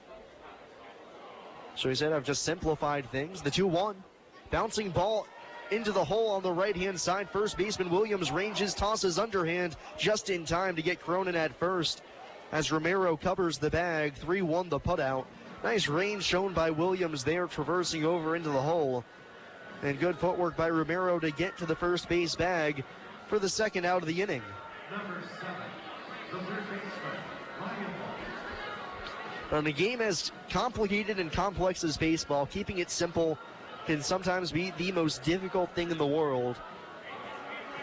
David trying to find that simplicity. He was back at it yesterday. 2 hits, 2 RBIs. But 0 for 2 here tonight, but he'll have plenty of more at-bats to come in this one. Just in the bottom of the third inning, 2 outs, 2-1, Lake Erie in front early on. Here's Ryan Long. Punched out looking on a fastball high and tight his first time up. Left-handed batter. Opening pitch. Slider darts on to the inside corner as Romero front doors Long with that breaking pitch. 0-1. Infield and outfield playing straight up for Ryan. Now with 17 extra base hits on the season. Trails Toby Thomas for most on the team. He has 21. The 0-1, Long shows bunt, gets it out in front of the plate. Catcher De La Rosa touches it in fair territory as he bobbles it. Long stopped running because he thought it was foul. So De La Rosa is going to tag him out about 20 feet down the first base line to end the inning. 2-1 assisted. Otters go down 1-2-3. We're through 3 complete. It's Lake Erie 2 and Evansville 1 here on WUEV 91.5 FM. Brought to you by Kruckemeyer and Kahn.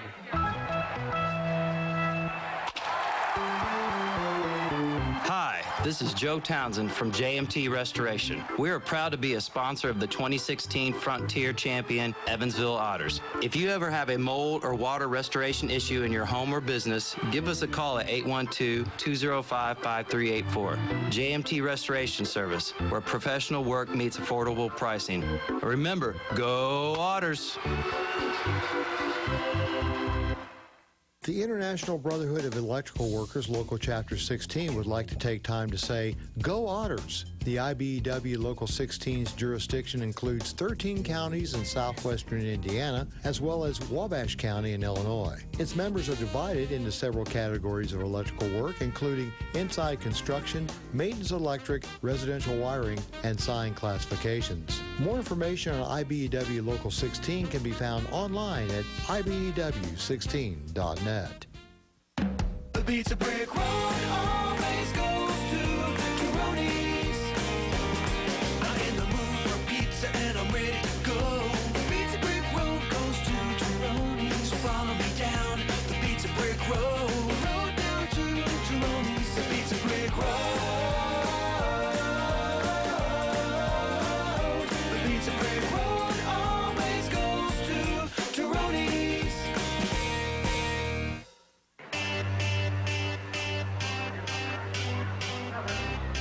Hey Otters fans, Thunderbolt Pass Golf Course has the best golf rates in town.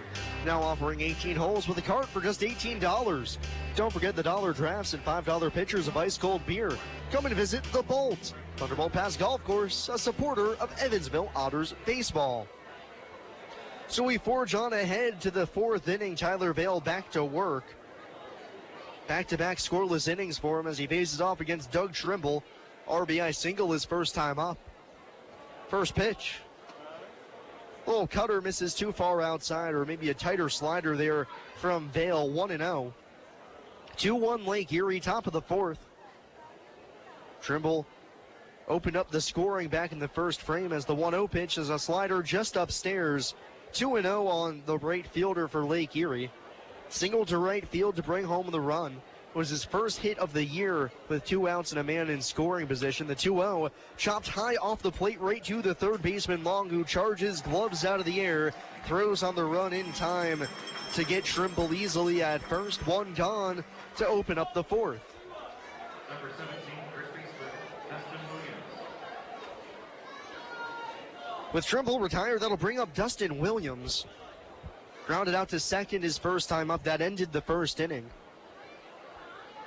Hitting here with the bases clear, Lake Erie still leading now by 1 run, 2-1 the score. Left-handed bat, slightly open stance, hands held across from his shoulders, and the first pitch from Tyler Vale misses downstairs for ball 1. Williams hitting just $197 on the season. Yesterday's ball game played first base, was 0 for 2 with 2 walks. The pitch. Fastball at the letters, called strike 1 as that's right down the middle.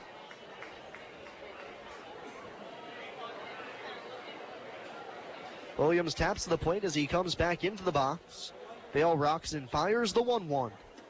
Skips on in near the feet of Williams at the dish, and it's 2-1 now.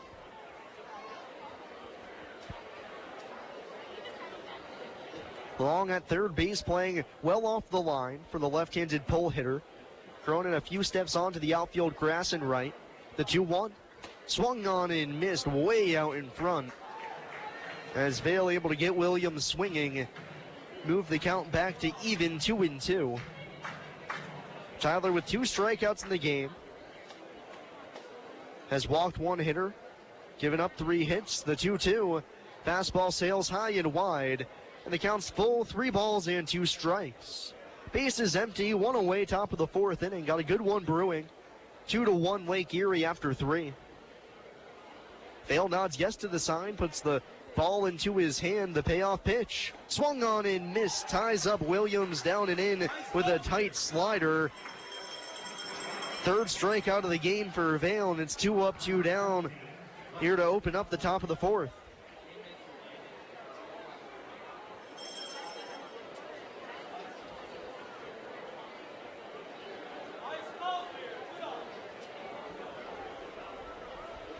So 2 away, bases empty. Here's Sean Hurley. Vale's first offering. Fastball scrapes the paint on the outside corner, and it's 0-1. 2 outs, bases clear. 2-1 Lake Erie, top of the 4th. Hurley right-handed bat, the 0-1. Slider hangs upstairs, but able to nibble the outside edge. As Vale jumps ahead 0-2, looking for back-to-back Ks to end the 4th. Hurley bounced out to third his first time up. 0-2 pitch. Skied in the air, third base side, just into foul ground. Long next to the bag. The third baseman puts it away with ease to end the inning. 3 up, 3 down for Tyler Vale. That's now 6 in a row retired. We'll go to the bottom half of the 4th. It's still Lake Erie 2, Evansville 1. Here on WUEV 91.5 FM. Brought to you by Kruckemeyer and Kahn. Hi, I'm Bill Morgan of Bill Morgan Roofing and Construction. I've built a reputation of doing quality work that will stand the test of time. We didn't get here by knocking on doors, talking gibberish, or trying to be the lowest bid. You don't like to be sold to, and that's not what we do. My philosophy is simple: treating your home like it's my own, from start to finish. For roofing, gutters, siding, give us a call at Bill Morgan Roofing and Construction. Roofing the right way. 812-499-5892 or BillMorganRoofing.com. The Evansville Otters would like to thank the Evansville Courier and Press for their support and coverage of Otters baseball. The Evansville Courier and Press provides news, sports, and weather coverage to the Tri-State, both in a print and online edition. The Evansville Courier and Press can be found online at courierandpress.com, as well as on Facebook, Twitter, Instagram, and Pinterest. The Evansville Courier and Press, a member of the Journal Media Group. No matter how large or small your digging project may be, no matter how urban or rural, you must always call 811 before any digging project. 811 is our national one-call number, alerting your local utility companies to come out and mark any lines they have near your dig site. So before you do this or this, make sure you do this. For digging projects big or small, make the call to 811. Brought to you by Indiana 811.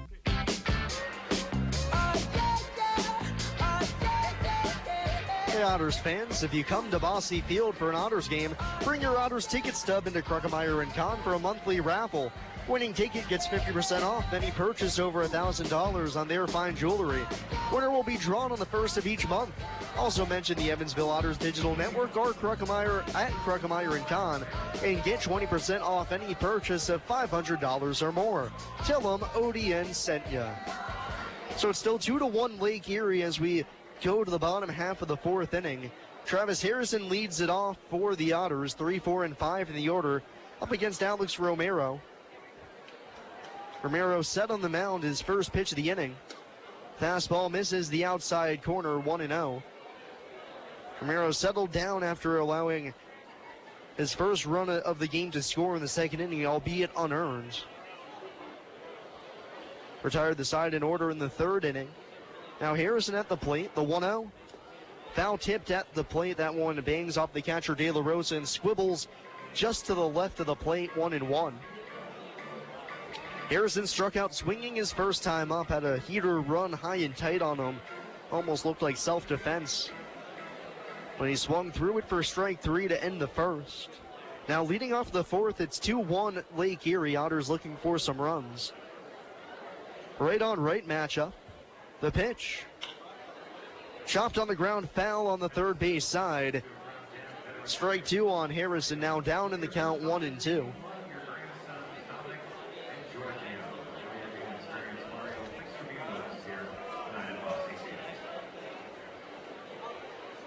Harrison chokes up with on the bat with 2 strikes. Struck out over 50 times so far this season. More of a condition of playing as much as he has, as Jeff Gardner, second on the team with about 48 on the season. Just shy of Harrison's pace. Now time called at the plate as Harrison steps out, digs back in. Travis 0 for his last 15. Longest cold spell we've seen him go through this season. The pitch spiked in as Romero tried to get him to chase a slider down low, but Harrison with an easy take, and the count's even at 2. Bases empty leading off the bottom of the fourth. Otters trailing by 1 run. So it's getting late for them, relatively, I would say. The Otters a much better team when leading going into the late innings. The 2-2. Slider called, strike. Nobody knows what's going on as Stephen Donahue behind the plate looked like he was about to ring up Harrison. He brought his right hand up, then he stopped, and he's going to roll this a ball, so Harrison has life. It's 3-2. But Donahue raised his hand as almost looked like he was going to call Harrison out, but then stopped. But I think he was just indicating that the pitch was outside. So the count full 3-2. Romero has not walked a batter yet. Payoff pitch. Skied in the air to right center field, not all too deep. Center fielder Wheat over into the alley, but it's the right fielder Trimble who makes the catch as he calls him off for the first out of the inning. Number 5, the right fielder, Jeff Gardner. Harrison flies out to right center field to open up the fourth inning. 1 gone. Here's Jeff Gardner. After striking out 5 in a row to open up the game after that streak was broken, Romero has not recorded a punch-out since. He's only allowed 1 run on 2 hits. And here's Gardner, struck out swinging his first time up. Left-handed bat. The pitch. Fastball just a few inches off the outside corner, 1-0. Jeff 1 for 3 in yesterday's ball game, scored a run. And in 278 on the season as that 0 for 7 in the doubleheader knocked his batting average down 1/10 of a point. The 1-0. Misses upstairs with the off-speed pitch as it hangs too high. 2-0 on Gardner, trying keyhole in on a fastball here. Find a pitch that he can do some damage with and tie this game up. It's 2-1. Bottom half of the fourth inning, Lake Erie leads. 2-0 pitch. Gardner with a bouncing ball back with the middle. Shortstop Hill ranges behind the bag. Forehand short hop pick. Throws to first across his body in time to get Gardner. Some nifty glove work there by Hill. Smooth as silk to get Gardner for the second out of the inning. Number 2, the designated hitter, Joe Thomas.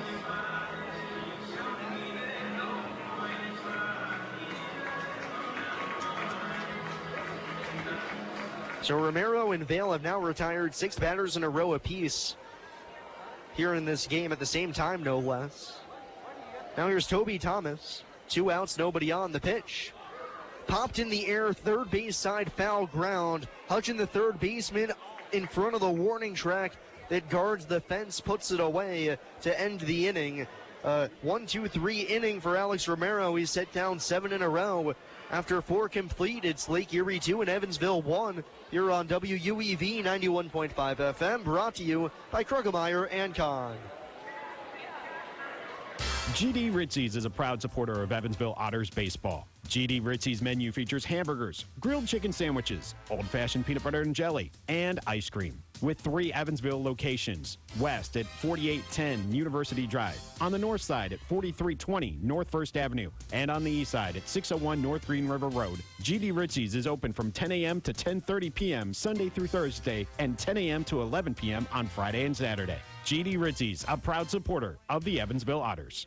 Heritage Federal Credit Union has 7 full-service branches in both Evansville and Newburgh, serving more than 38,000 members. Membership is open to anyone who lives, works, worships, or attends school in Vandenberg or Warwick County. Heritage Federal Credit Union offers mortgage and consumer loans, checking and savings accounts, as well as online banking for members. Heritage Federal Credit Union can be reached toll-free by phone at 1-800-858-1693. It can also be found online at hfcu.info. The Hoosier Lottery began selling lottery tickets on October 13, 1989. Since then, the Hoosier Lottery has offered hundreds of different games, awarded prizes to millions of players, and given billions of dollars to the state of Indiana. The Hoosier Lottery's mission is to responsibly provide innovative and entertaining lottery games for the benefit of the citizens of Indiana. To learn more about the Hoosier Lottery, visit them online at HoosierLottery.com. The Hoosier Lottery, a proud supporter of Evansville Otters baseball.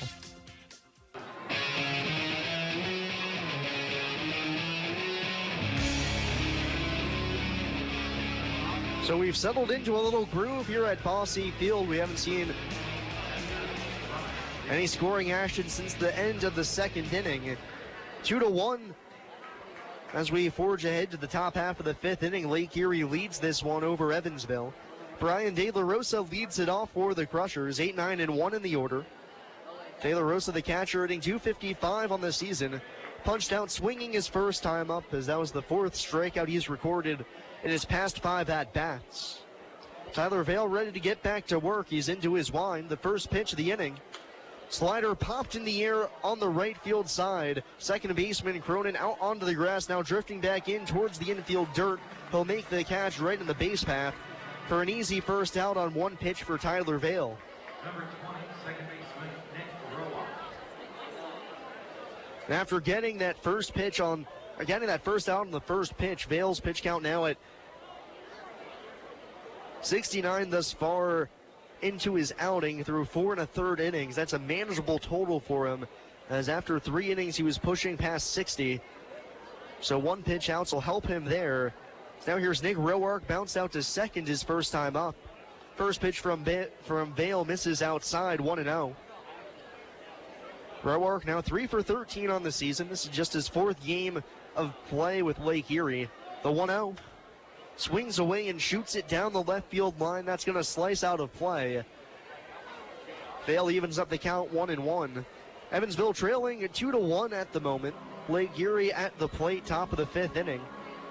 Crushers trying to get a split of this 4-game set. The Otters have already claimed the season series by winning 4 of the first 5. 1-1 offering. Swung on and missed. Roark with a wild hack at a fastball up and away. Vale blows it by him. 1 ball and 2 strikes.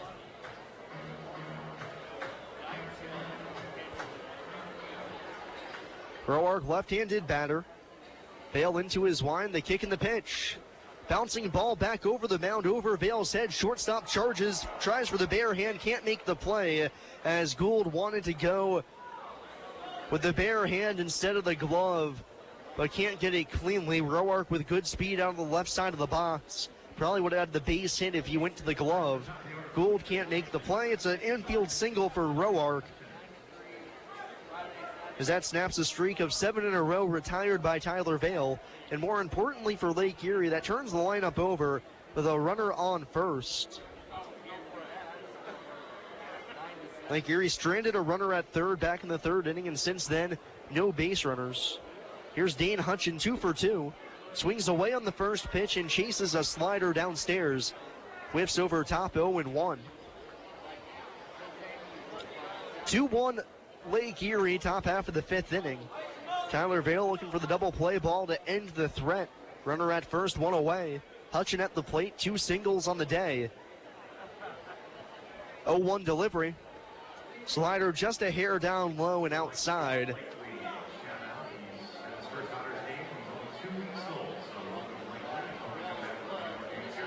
One and one on Hutchin. Dalton Wheat on deck. Roark at first has not stolen a base this season.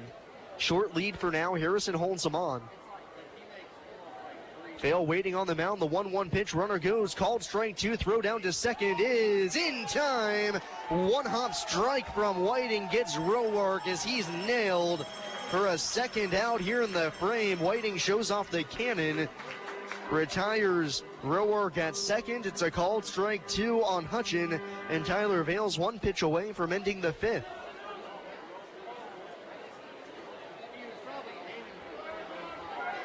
One and two on Hutchin. Base is now empty. Still 2-1 Crushers, top of the fifth.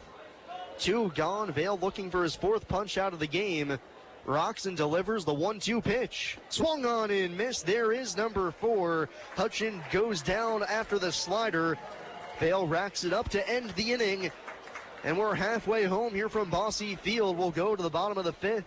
Lake Erie 2, Evansville 1. Here on WUEV 91.5 FM, brought to you by Kruckemeyer and Kahn. I just love this place. And I just love that ring. It's gorgeous. Where did he get it? Kruckemeyer and Kahn, of course. For the engagement ring that will have everybody talking, look no further than Kruckemeyer and Kahn. With incomparable selection, quality, and service, Kruckemeyer & Kahn is the only choice for the ring that will last a lifetime. Kruckemeyer & Kahn, your lifetime jewelers. So, everybody's talking about the ring. It's pretty great, huh? Pretty great. It's amazing. You gotta tell me, man. Where'd you get it? Kruckemeyer and Kahn, of course. For the engagement ring that will have everybody talking, look no further than Kruckemeyer & Kahn. With incomparable selection, quality, and service, Kruckemeyer & Kahn is the only choice for the ring that will last a lifetime. Kruckemeyer & Kahn, your lifetime jewelers. So let's see it. I absolutely love it. He did a fabulous job picking it out. I couldn't be happier. Well, I had a lot of help. I bet I know where it came from. Kruckemeyer and Kahn, of course. For the engagement ring that will have everybody talking, look no further than Kruckemeyer & Kahn. With incomparable selection, quality, and service, Kruckemeyer & Kahn is the only choice for the ring that will last a lifetime. Kruckemeyer & Kahn, your lifetime jewelers.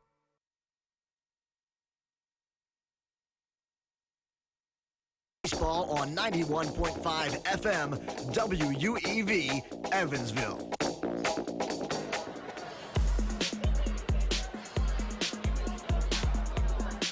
Bottom half of the fifth inning about to get underway.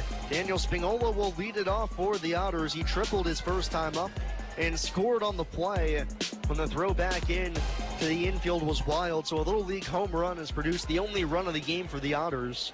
6, 7, and 8 in the order to go up against Alex Romero, back for his fifth inning of work. Ready comes set on the mound, his first pitch. Spingola swings and a little looping liner out to center. That'll dunk in for a base hit. Wheat playing deep out in straightaway center field, who has to come all the way in to pick it up. Gets it back on in. Spingola's 2 for 2, a triple and a single. He's halfway home to the cycle if he can get 2 more hits in this ball game. But more importantly for the Otters, what they're focused on is he's now the tying run at first base. 2-1 ball game, bottom of the fifth. Spingola good speed at first. Brant Whiting steps in, left-handed bat, doubled his first time up. First pitch, fastball high and outside, and it's 1-0. Whiting took the first pitch he saw in his first at-bat, stroked it into the right field corner. 2-base hit, but was stranded at second to end the second inning. Spingola at first, 1-0 on Whiting. The pitch popped in the air, out into left field. Hurley started a step back, now traces over towards the line, gets underneath of it, puts it away for the first out of the inning. Spingola back to first.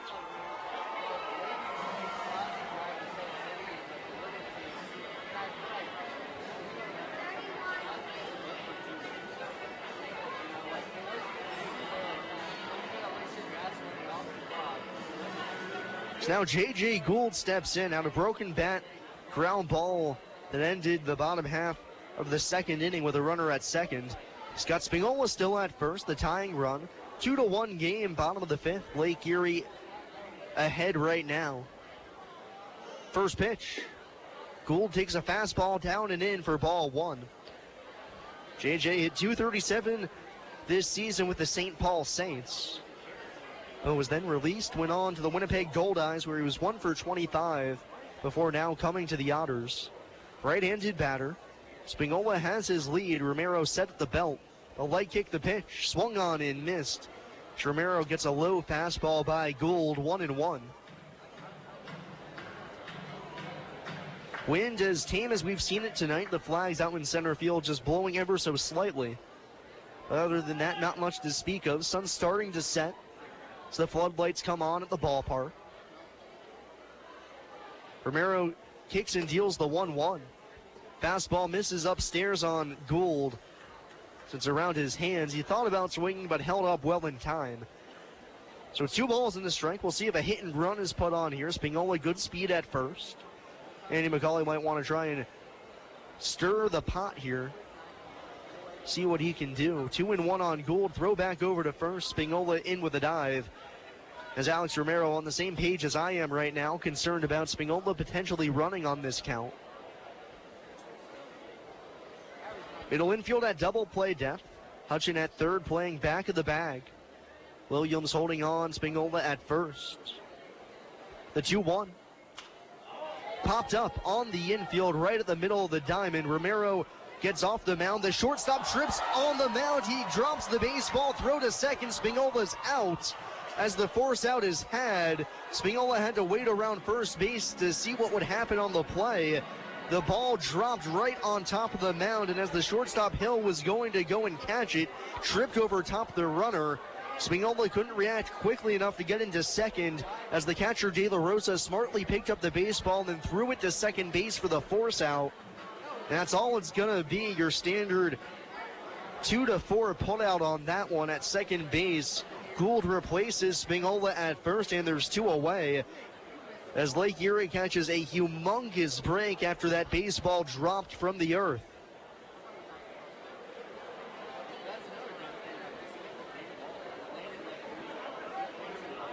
So 2 outs here, Zach Wells. Gould at first, the pitch.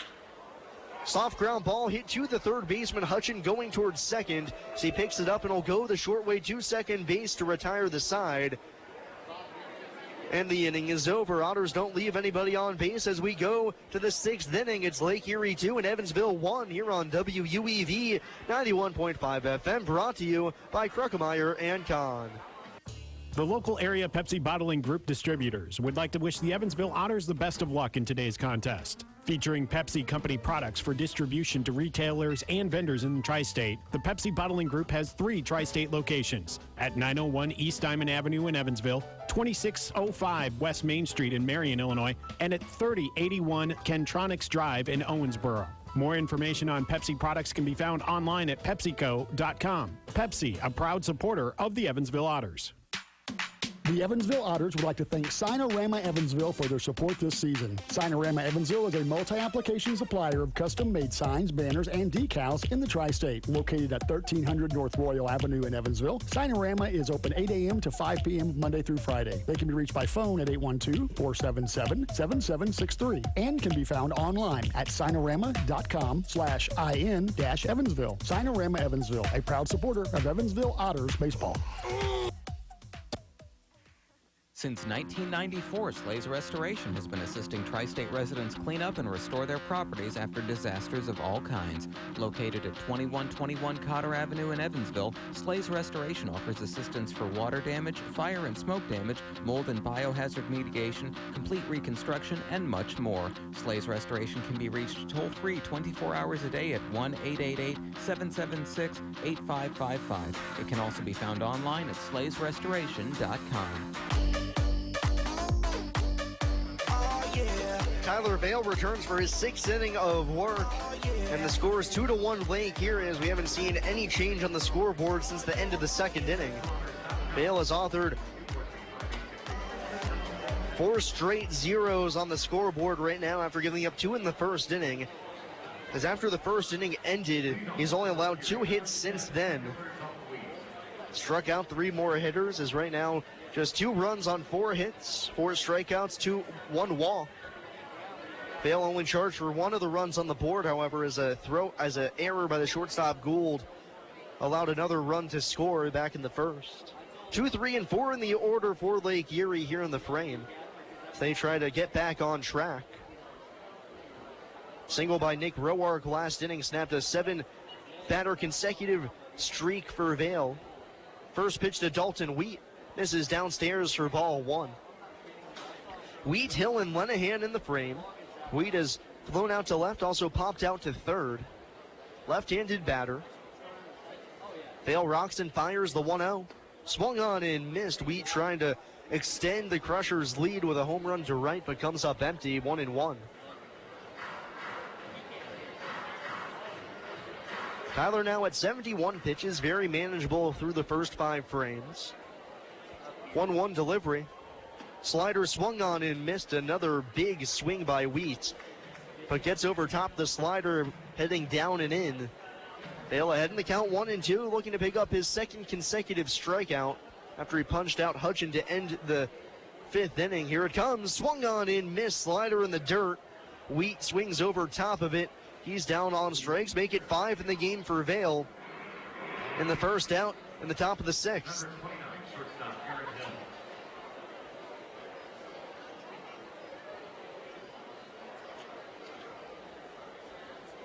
Now it's Aaron Hill. He's 0 for 2 on the day. Showing a good glove at shortstop thus far. 3-hole hitter in the lineup, hitting .292. Struck out looking, also flown out to center. The first pitch. Fastball on the inside corner as that one nabs the edge. 0-1. And if the name Aaron Hill sounds familiar, well, it's because it does. Aaron Hill's not the only Aaron Hill baseball player out there, as the 0-1 is grounded out to short. Gould stays down on it as it's hit right to him. Throws low to first, but Harrison picks it out to get Hill at first base for the second out. The other Aaron Hill is the one who played Major League Baseball, was a first-round pick by the Blue Jays, 13th overall. Retired right now, but he had some wild career numbers. He had 1 year with the Toronto Blue Jays.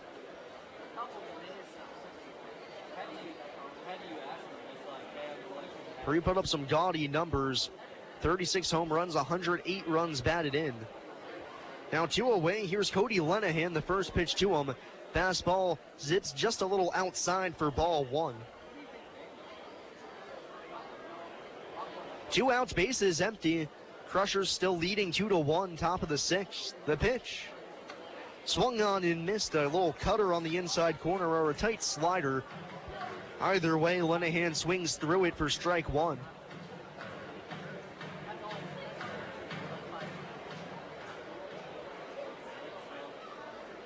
One pitch. Bouncing ball foul down the first base side. And Vail ahead in the count on Lenahan, 1-2. Left-handed batter, he's 0 for 1 on the day. Walked and scored in the first. Also flown out to center on a ball he absolutely scorched. It was right at Spingola.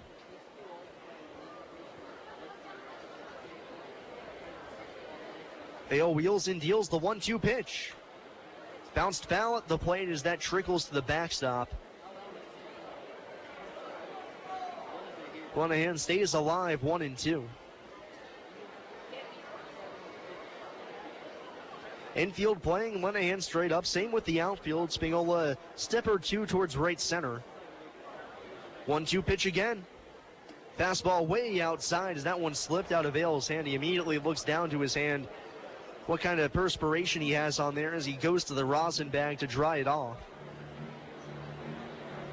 Not as humid a night as we've had here at Bosse Field. We've seen far worse. The past 2 days have been relatively tame. 2-2 pitch coming. Slider outside as that backed up on Vail. Can't find the corner, and for this 3rd straight at bat, a 3-2 count on Lenahan. See what Vail goes with here. 2 outs, bases clear. Otters down 2-1, top of the 6th. Payoff pitch. Slider just outside as Lenahan takes it for ball 4, the second time he's walked today. The only 2 free bases Vail has allowed, as that slider just couldn't open the back door on Lenahan. Draws the 2-out walk and will allow Douglas Trimble to hit with the runner at first base and 2 men gone. Trimble, right-handed batter, knocked home the first run of the game in the first inning. Lenahan at first, Vale from the stretch. His first pitch. Poked foul down the right field side. Trimble late on the heater, 0-1. Lenahan not a real threat to run, but he's stolen 3 bags on the season, been caught once. But Brant Whiting's already shown off the gun behind the plate. Throw over to first, and Lenahan essentially crawls back to the bag. He's safe, 0-1. He slid onto his knees, didn't get very far, so he just kind of scooted the rest of the way there. Whatever gets it done. 0-1 on Trimble. Vale set. Holding on the mound. Still holding. Finally, time called by Trimble. As Whiting comes out from behind the plate to talk with Vale out on the mound. See how they want to go about pitching to Trimble. 2 men gone, a runner at first base for Lake Erie. Just the second walk issued by Tyler on the season. As Vale's had a rather up and down season with the free passes. Through his first about 4 or 5 starts, he had only issued 6 walks. And then in that 6th start, he issued 6 in that 1 start to double the total. 0-1 coming home. Slider in the dirt, blocked by Whiting. Runner stays at first, 1-1. And since then, Vale's been consistently around 3 to 5 walks per game. But it was odd seeing how quickly the flip kind of switched for Tyler after walking so few hitters. All of a sudden walking 6 in 1 game really evened things out across the board for him. Move over to first, and once again, Lenahan back to the bag. 1-1 on Trimble, 2 outs, top of the 6th. Crushers in front, 2-1 for now. The Otters hoping to either tie or take the lead in the bottom half of the frame. Most likely wanting to take the lead. 1-1 pitch. Chopped foul towards the Crushers' dugout, 1-2. The Otters are 20-2 when they lead after 6 innings. In all other scenarios, meaning if it's tied or if they're trailing, they are a combined 7-25.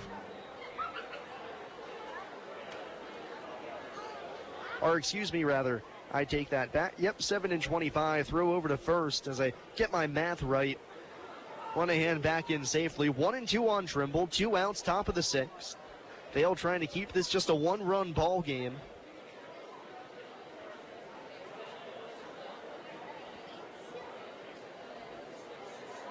Vale set. The 1-2 pitch. Swung on and missed. He gets Trimble to chase the slider outside.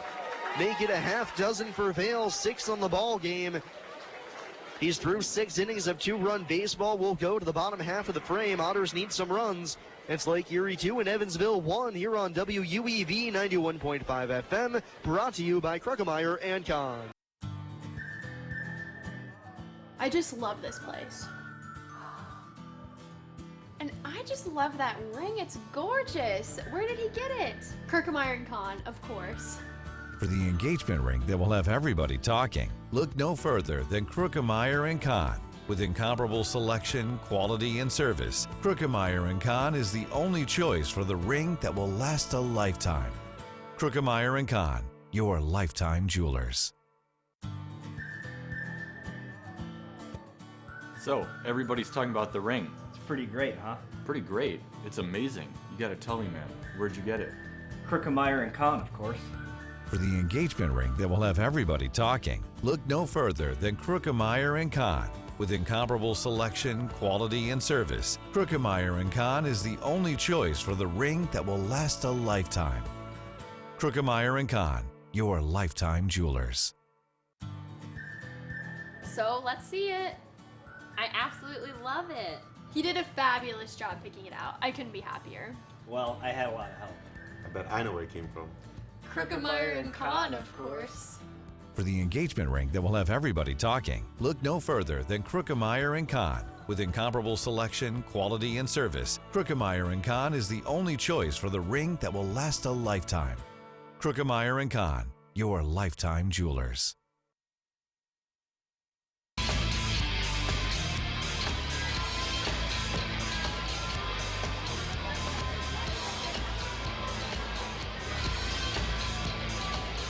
We go to the bottom half of the sixth inning. It's still 2-1 Lake Erie.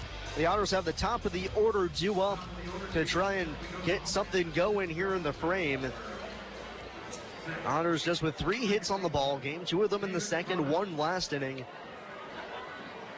But nothing else doing against Alex Romero, who struck out 5. He struck out 5 to open the game, hasn't picked up another punch out since, but has not walked a batter.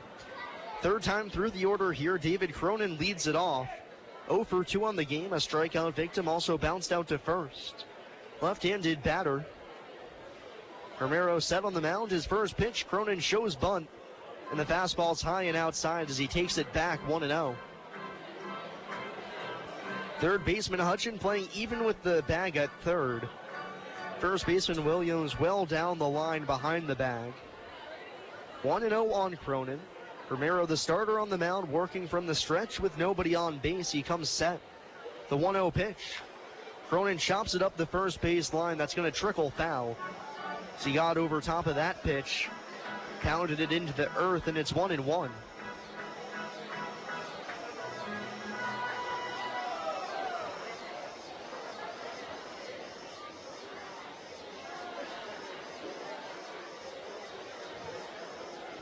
Real nice crowd on hand here at Bosse Field for this Thursday evening. Thirsty Thursday, German Heritage Night at the park. Been loud all evening when the Otters get some offense going their way. The 1-1 swung on and missed. Cronin a little bit out in front of a cutter. And it's a ball and 2 strikes.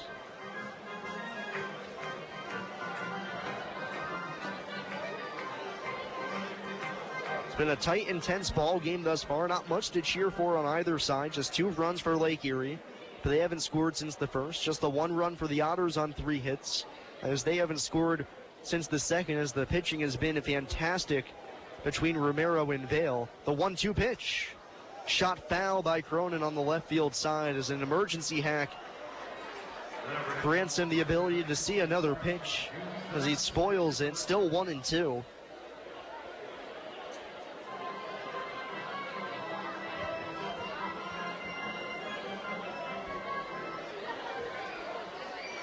Just 66 pitches thus far for Romero. So he has had some quick frames. 1-2 again. Slider in the dirt, easy take for Cronin. Gets the count back to even, 2-2. David leading off the bottom half of the 6th inning. The Otters trail 2-1. Here in the 4th and final game of this 4-game set rather. Otters have taken the 2 of the first 3, hoping for the 3rd here to win the series and take the season series 5-1. 2-2 on Cronin. Here it comes. Little flare down the left field line that drops in for a base hit. Left fielder Hurley in to pick it up as he gets it on into the cutoff man. A little poke of a single for Cronin. Took a fastball on the outside edge, just threw his hands at it. Got enough on it to pop it down the line for a base knock. He's aboard at first. The tying run is on to open up the inning for the 2nd straight frame for the Otters, who trail 2-1.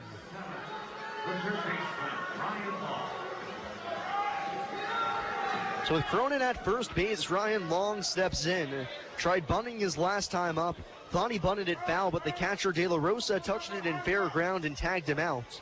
So we'll see if he'll bunt again here. Steps in from the left side. The first pitch swings away, grounds it right to the first baseman Williams. Steps on the first base bag, throws to second to double off Cronin. And just as quickly as the Otters had something cooking, a 3-6 double play ends that thought.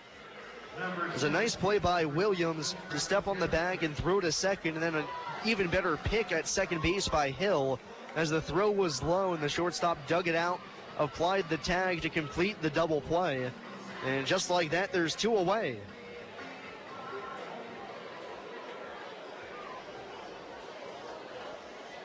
Bases empty for Travis Harrison, 0 for 2. Struck out in the first, flew out to right in the 4th. The pitch skips in, ball 1.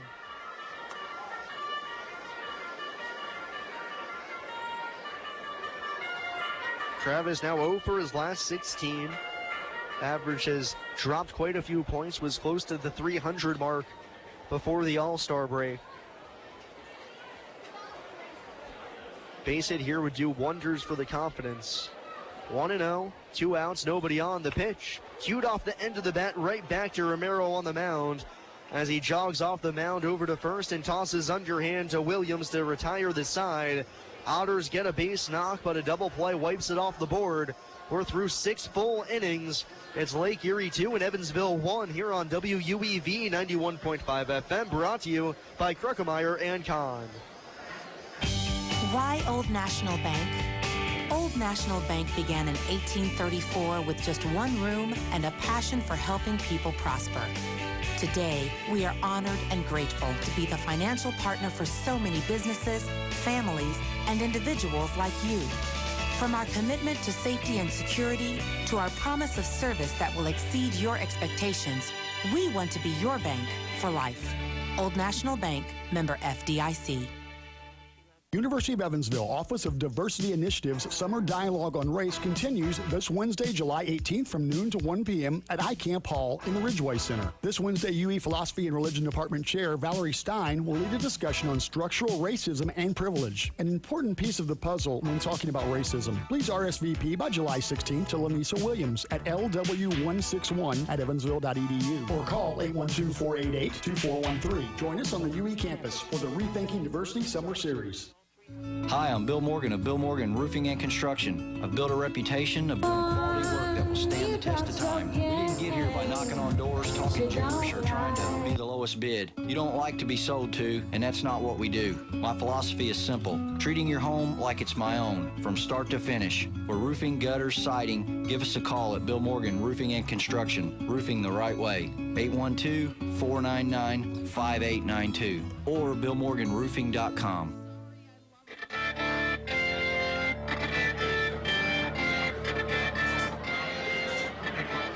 Hey Otters fans, whether you're searching for an exquisite diamond engagement ring, diamond anniversary band, dazzling earrings, or a gorgeous diamond bracelet, Kruckemeyer & Kahn is the place for extraordinary value and a pleasurable experience.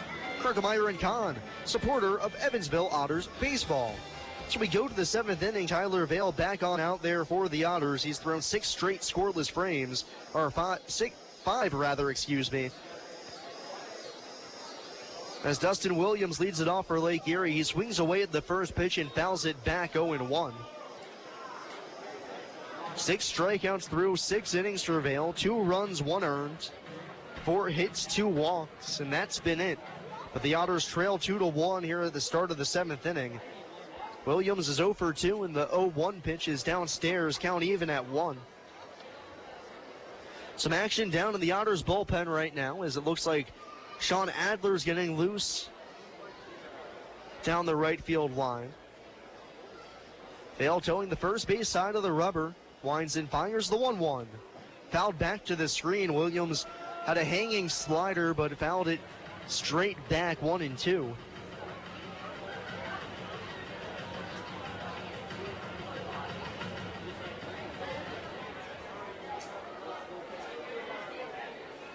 One-two pitch. Flare down the left field side, long run for Wells. He's over towards the line. He can't make the catch. He kicks it towards the sidewall. Going into second is Williams, and he'll be in there as the throw is late. We'll see if they scored a single in error or just a straight double. My feeling is just a straight double.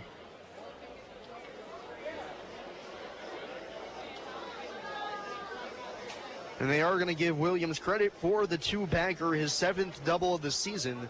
That leads off the top of the seventh.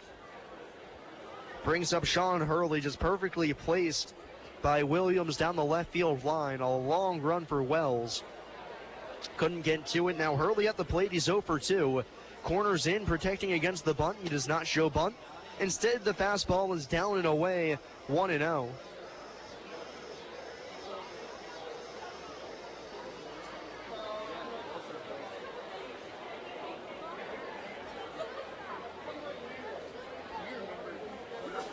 They'll set on the mound, checks the runner at second. 1-0 pitch. Slider down and away, tries to check his swing. They'll appeal, but no appeal necessary, as now the home plate umpire, Stephen Donahue, says he went around, so the count's even on Hurley, 1-1. Nobody out, runner at second, a key insurance run for the Crushers as they lead 2-1. here at the start of the final third of play. Hurley just 098 this season with men in scoring position. The 1-1. Slider called, strike two on the outside corner as that pitch looked like it was a few inches off the edge, but Whiting able to drag it back to the corner for a called strike two. Good frame job there. Williams out at second after the leadoff double. 1-2 on Hurley, right-handed batter. Vale's offering. Fastball off the outside edge. He tried to get it back to the corner and missed. Count even at 2. On deck, Brian De La Rosa, one of the best hitters on the ball club for Lake Erie with men in scoring position. 2-2. Vale comes ready. Winds and fires the pitch. Bounce towards the Lake Erie dugout on the third base side, foul. Fights off an inside pitch. And the count stays 2-2.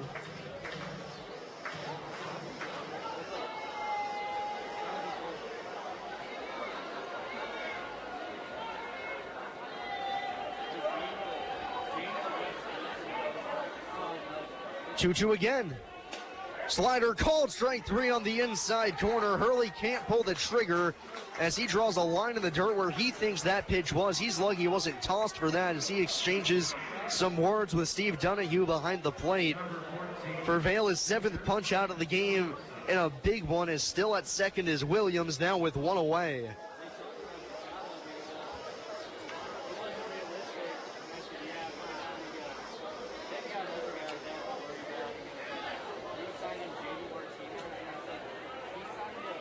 So one out, still a man in scoring position for Brian De La Rosa. The pitch. Fastball tickles the outside corner at the belt, 0-1. Vale starting to bear down here. He's at 106 pitches now. Coming towards the end of his rope, but trying to get out of this frame and complete 7 innings. De La Rosa's 0 for 2 on the day. Here's the pitch. Pops down the right field line. That's slicing out of play and will land on top of the picnic area. De La Rosa down in the count quickly, 0-2. Four of the last 6 at-bats for De La Rosa have ended with a punch-out. So he was handed a hat trick yesterday. Vale trying to continue that trend here. 0-2, runner at second, 1 out. The pitch. Broken bat, soft ground ball out to short. Gould charges, fields, and throws in time to get De La Rosa as he had to avoid the shrapnel from the shattered bat as the barrel went nearly as far as the ball did out to short. Staying at second is Williams, and there's 2 outs. Great job by Gould there, concentrating on fielding the ground ball first. He had plenty of time with De La Rosa running down the line. Makes the nice play, looks Williams back to second. Now it'll be up to Nick Roark. Singled his last time up an infield chopper.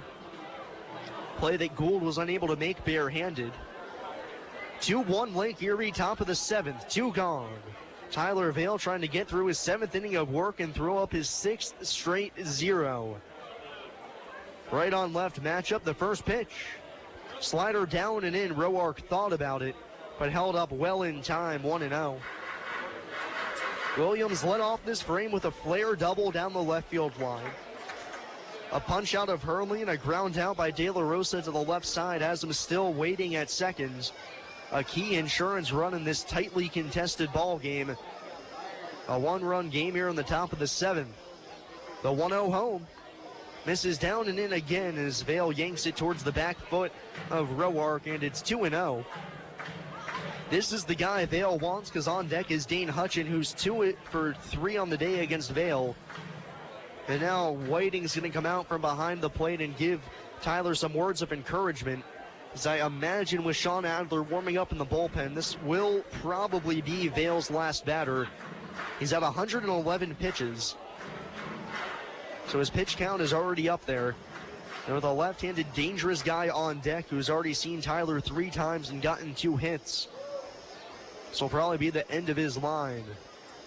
2-0 on Roark. We're ready to go. The pitch. Fastball called, strike 1 on the inside corner. Vale sizzles it over the edge. 2-1.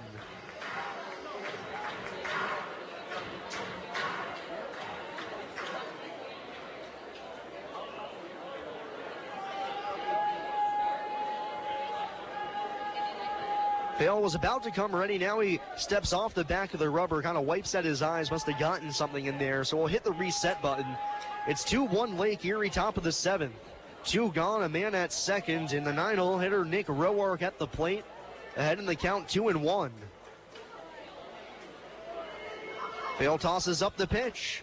Bouncing ball down the first baseline. Vale off the mound, fields it, throws to first in time to get Roark to end the threat as he allows the leadoff double, but nothing else. 6 straight scoreless frames for Tyler Vale after the first inning, and we'll go to the bottom half of the 7th. It's time to stretch. Lake Erie leads Evansville 2-1 here on WUEV 91.5 FM, brought to you by Kruckemeyer and Kahn. I just love this place. And I just love that ring. It's gorgeous. Where did he get it? Kruckemeyer and Kahn, of course. For the engagement ring that will have everybody talking, look no further than Kruckemeyer & Kahn. With incomparable selection, quality, and service, Kruckemeyer & Kahn is the only choice for the ring that will last a lifetime. Kruckemeyer & Kahn, your lifetime jewelers. So, everybody's talking about the ring. It's pretty great, huh? Pretty great. It's amazing. You gotta tell me, man. Where'd you get it? Kruckemeyer and Kahn, of course. For the engagement ring that will have everybody talking, look no further than Kruckemeyer & Kahn. With incomparable selection, quality, and service, Kruckemeyer & Kahn is the only choice for the ring that will last a lifetime. Kruckemeyer & Kahn, your lifetime jewelers. So let's see it. I absolutely love it. He did a fabulous job picking it out. I couldn't be happier. Well, I had a lot of help. I bet I know where it came from. Kruckemeyer and Kahn, of course. For the engagement ring that will have everybody talking, look no further than Kruckemeyer & Kahn. With incomparable selection, quality, and service, Kruckemeyer & Kahn is the only choice for the ring that will last a lifetime. Kruckemeyer & Kahn, your lifetime jewelers. Sings along to Sweet Caroline. The Otters hoping it'll be so good here in the bottom of the 7th inning. They trail 2-1. They'll need a late comeback, something that they haven't had an abundance of this season, as games where the Otters are trailing after 6 innings, they've only come back 4 times this year. They're 4-17. And when they trail after the 7th, things are even bleaker, 3-20. So we'll see if anything changes here. The Otters had some Bossy Field magic during their last homestand when they walked off on back-to-back nights against the Gateway Grizzlies for their first 2 walk-off wins of the season. Leading it off for the Otters here in the frame is Jeff Gardner up against Alex Romero, back out for the 7th inning of work. Set on the mound, his first pitch.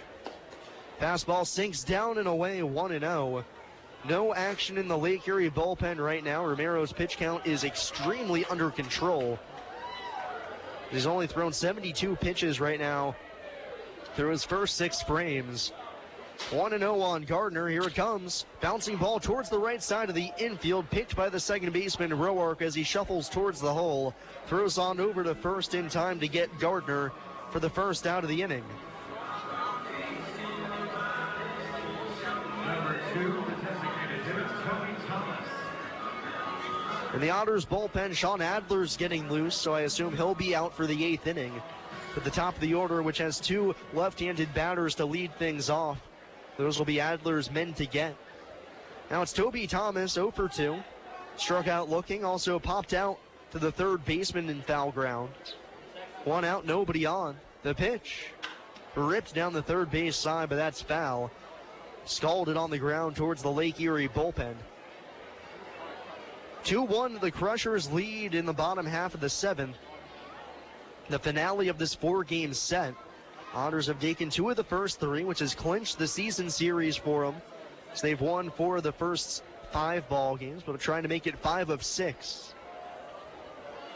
The 0-1. Fastball pops the mid on the outside corner as Romero scrapes the black, 0-2. And a win here would certainly take some pressure off the ball club heading into a key series with the Windy City Thunderbolts, not for positioning reasons of getting past Windy City in the standings, but because Windy City is by far the worst team in the league. 0-2. Slider in the dirt, Thomas lays off wisely, 1-2. The Otters are going to expect themselves to take 2 of 3, if not sweep that series handily. And if they can't do that, well, it'd be nice to pick up this win here against Lake Erie, a much better team to take 3 out of 4 from, to get a real positive note heading into the weekend series. 1-2 on Thomas. Kicks and fires the pitch. Little chopper, weakly hit out to short. Hill charges, fields and throws well in time to get Toby at first. As the shortstop with the silky smooth hands makes the play to retire his counterpart at short for the second out here in the bottom of the 7th. Number 1, the center fielder, Daniel Spingola. Now it's Daniel Spingola, 2 for 2 on the day. He owns half of the hits the Otters have as a ball club. Tripled and scored in the second. Is on his triple on his way to third. The throw was wild, so he came home and scored on the play. Then singled to center his last time up. Left-handed bat, kicking the pitch. Fastball outside, 1-0. 2 outs, bases clear. Lake Erie clinging to a one-run lead, 2-1 ball game. They haven't seen any runs since the bottom of the 2nd. We're in the bottom of the 7th now. Spingola has a home run on the season. That was earlier in this homestand. The pitch. Fastball down low, and it's 2-0 on Spingola. Tucked his first home run of the season as an Otter down the right field line over the corner. That was during a day game, the first game of the doubleheader of this series. Now 2-0, here it comes. Bouncing ball up the first base line, that's just foul on the wrong side of the bag. 2-1 on Spingola, who was actually a walk-on at Georgia Tech, a preferred walk-on, but nonetheless, still a guy who had to come to the campus at Georgia Tech and try and make a ball club, and he did so handily. Ended up earning himself a scholarship by the time senior year rolled around. Was drafted twice by the Chicago Cubs. 2-1 pitch. Flown foul out of play on the left side. Romero battles back to even the count at 2. 2 outs, bases empty. 2 runs for Lake Erie, just 1 for the Otters. So it looks like Tyler Vale for now is going to be on the hook for a tough luck loss, with Sean Adler rearing to go down in the pen. Otters trying for some 2-out magic here in the bottom half of the 7th. 2 strikes on Spingola. The pitch. Slider just downstairs as everybody on the Lake Erie infield took a couple of steps towards their dugout. But Stephen Dunninghue does not flinch. Says it's low, so that's the call. And the count's full, 3-2. 2 outs, bases empty. Spingola trying to extend the inning for Brant Whiting on deck. Romero's payoff delivery. Little looper into shallow right center field. Second baseman Roark out. He's underneath of it as he puts it away with ease to end the inning. 1-2-3 down go the Otters. Sean Adler coming in for Evansville for the 8th. We're through 7 complete. Lake Erie 2 and Evansville 1 here on WUEV 91.5 FM. Brought to you by Kruckemeyer and Kahn. The Pizza Brick Road always goes to Tyroni's. I'm in the mood for pizza and I'm ready to go. The Pizza Brick Road goes to Tyroni's. So follow me down the Pizza Brick Road. Road down to Tyroni's. The Pizza Brick Road. The Pizza Brick Road always goes to Tyroni's. No matter how large or small your digging project may be, no matter how urban or rural, you must always call 811 before any digging project. 811 is our national one-call number, alerting your local utility companies to come out and mark any lines they have near your dig site. So before you do this or this, make sure you do this. For digging projects big or small, make the call to 811. Brought to you by Indiana 811. Sunday Jazz at the Boca Lounge this week features the trio BG3 with B. Rich Jazz at 2:30 p.m. The Boca is located at the corner of Washington Avenue and 2nd Street in Evansville's Haney's Corner District. Sunday Jazz at the Boca starts at 2:30, and there'll be free Jazz Flight CDs and lots of fun. More information on Sunday afternoon Jazz at the Boca can be found on Facebook. The Boca Lounge is a proud supporter of 91.5 WUEV.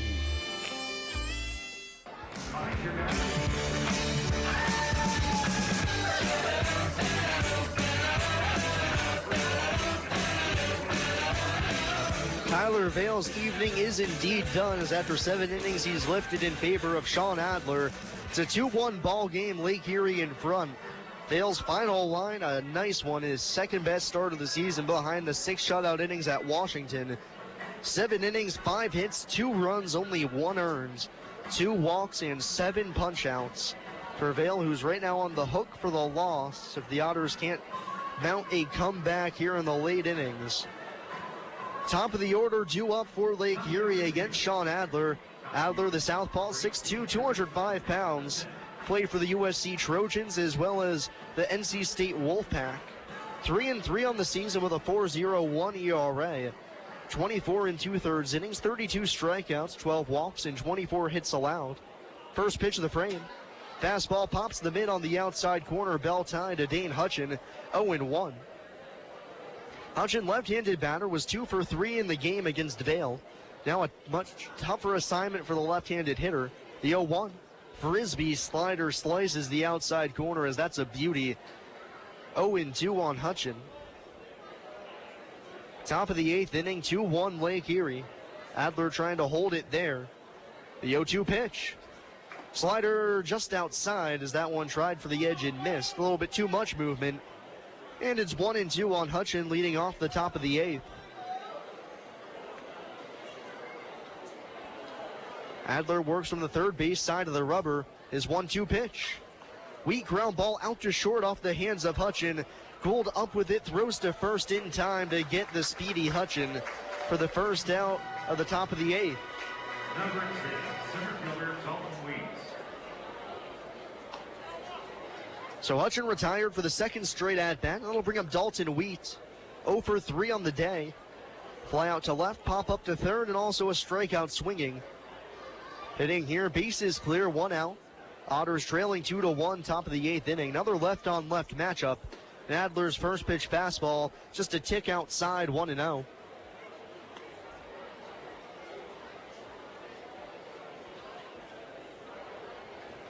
Adler winds and fires his 1-0, rather, is a called strike, which makes the count 1-1 now at the knees on Wheat. Wheat hitting .257, able to compile 14 extra base hits thus far, 8 doubles, 3 triples, 3 home runs. The 1-1 swings and misses out a slider in the dirt as Adler gets some fishing. Sean looking for the punch out here, 1-2, 1 out. Lake Erie trying to add on some insurance runs in the late going. They lead 2-1. 1-2 pitch. Slider well outside as that's taken by Wheat, 2-2. For Lake Erie, they're trying to salvage a split of this 4-game set. For the Otters, they want to get greedy and take 3 of 4. 2-2 pitch. Fastball called, strike 3 on the outside corner as Adler whittles the edge. Brings up Wheat looking. He's down on strikes for the second this evening. And it's 2 up, 2 down for Lake Erie in the top of the 8th.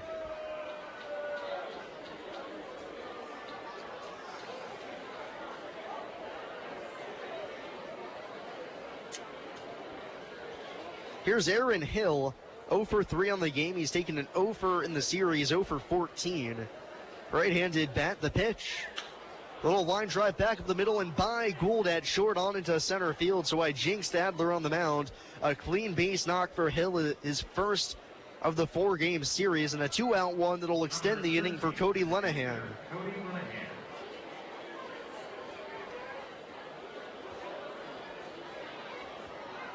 Hill, a threat to run at first base, got 10 steals on the season, only been caught 4 times.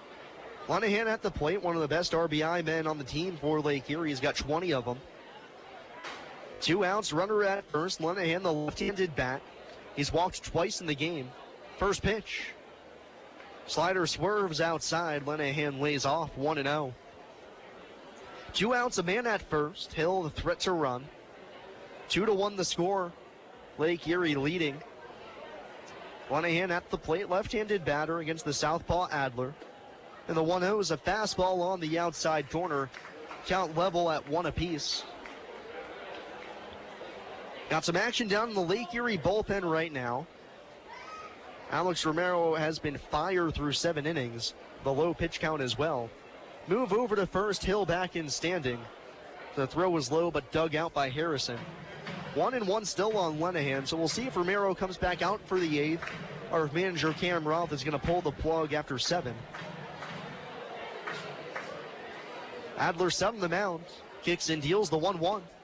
Pops the mitt with another good fastball on the outer third. Right at the knees, and it's 1-2 on Lenahan. Only time he's been retired tonight was when he lined out to center field.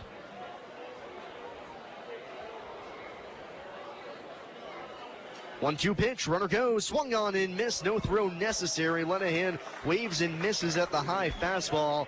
Adler picks up 2 punch-outs to end the frame. We'll go to the bottom half of the 8th inning. It's still Lake Erie 2, Evansville 1 here on WUEV 91.5 FM, brought to you by Kruckemeyer and Kahn. I just love this place. And I just love that ring. It's gorgeous. Where did he get it? Kruckemeyer and Kahn, of course. For the engagement ring that will have everybody talking, look no further than Kruckemeyer & Kahn. With incomparable selection, quality, and service, Kruckemeyer & Kahn is the only choice for the ring that will last a lifetime. Kruckemeyer & Kahn, your lifetime jewelers. So, everybody's talking about the ring. It's pretty great, huh? Pretty great. It's amazing. You gotta tell me, man. Where'd you get it? Kruckemeyer & Kahn, of course. For the engagement ring that will have everybody talking, look no further than Kruckemeyer & Kahn. With incomparable selection, quality, and service, Kruckemeyer & Kahn is the only choice for the ring that will last a lifetime. Kruckemeyer & Kahn, your lifetime jewelers. So let's see it. I absolutely love it. He did a fabulous job picking it out. I couldn't be happier. Well, I had a lot of help. I bet I know where it came from. Kruckemeyer and Kahn, of course. For the engagement ring that will have everybody talking, look no further than Kruckemeyer & Kahn. With incomparable selection, quality, and service, Kruckemeyer & Kahn is the only choice for the ring that will last a lifetime. Kruckemeyer & Kahn, your lifetime jewelers.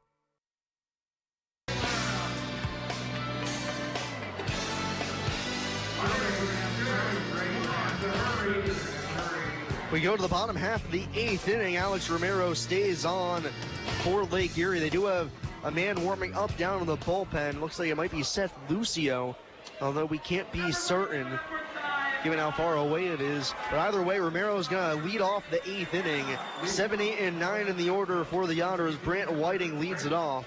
Romero's pitch count right now, 73 pitches, or 83 rather. As we have a delay because the sumo wrestlers aren't off the field yet. That's a sentence I didn't think I'd be saying when I woke up this morning. And we're all clear to go. We'll continue to play. We've got ourselves one whale of a ball game. 2-1, bottom half of the 8th inning. Lake Erie in front. Brant Whiting leads it off from the left side. The pitch swung on and missed. Slider downstairs, 1-0. Or 0-1 rather. Whiting doubled in his first at-bat down the right field line, has since flown out to left. Third at-bat here against Romero. 2-1 Lake Erie in front. Otters looking for the late rally. The pitch. Fastball tails outside, 1-1. The Otters want to get greedy here and get the series win 3 out of 4 games instead of just the series split at 2 apiece. Both Tyler Beardsley, or Garrett Harris rather, and Mitchell Aker getting loose down in the bullpen for the Otters. The 1-1. Fastball up and away, and it's 2 balls and a strike.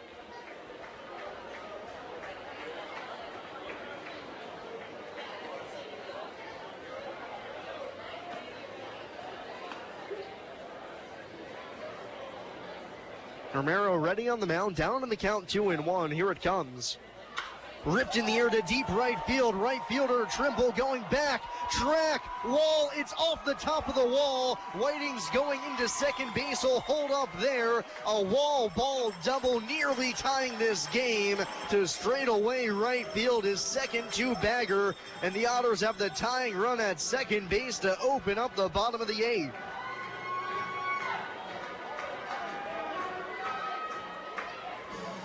Number 31, the shortstop, J.J. Gould.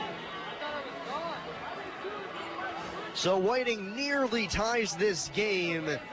Just not enough carry on it with the wind blowing in from right field. Thought he had it, but no dice. Will settle for the double. Now J.J. Gould, runner at second, nobody out. We'll see if he bunts. Corners playing in to guard against that. Right on right matchup. First pitch. Does not show bunt, instead takes outside 1-0.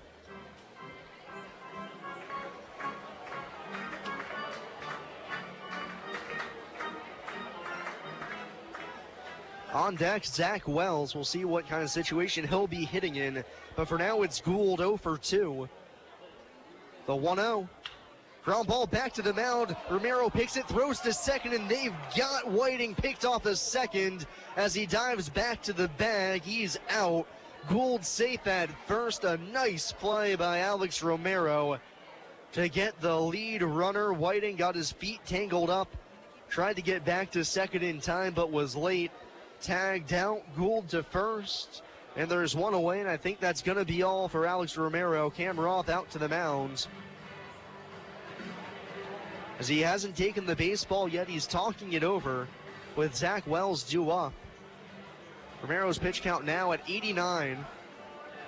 So it's not too high yet, and he's going to stay in the game for now.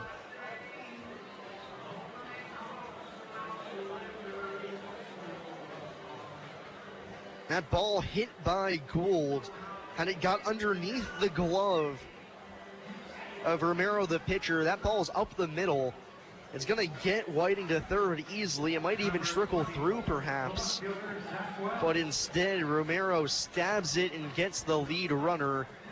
So it's a runner at first, one away for Zach Wells. Otters still trailing 2-1, bottom of the eighth inning. Leadoff man on deck, David Cronin. Wells has struggled since being activated off the DL. Had a rough go of it in his past 10 games. The first pitch. Fastball right there, 0-1. Wells now 2 for his last 24 as his average has dipped well below 200. So now 178 on the season. Down on the count, 0-1, runner at first. Tying run. The pitch. Swung on and missed, chased a high fastball. And Romero jumps ahead 0-2. Romero has not recorded a strikeout since opening the ball game with 5 in a row. Looking for 6 here. Wells trying to find a way to keep the line moving and set the table for the top of the order. Gould at first, one gone. Throw back over, he dives in safely. One out, it's 2-1, Lake Erie in front.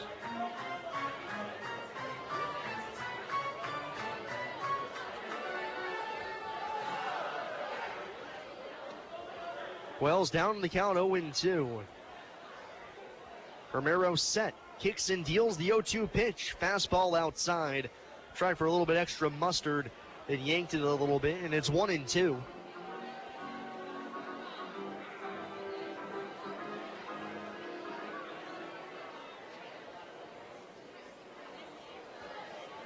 Gould takes his lead off of first, middle infield at double play depth. The pitch. Wells tries to check his swing, but he went around on a slider down and away. He's rung up on strikes. 6th punch out of the game for Romero. And there's now 2 away. Gould at first base, the tying run, and David Cronin stepping in.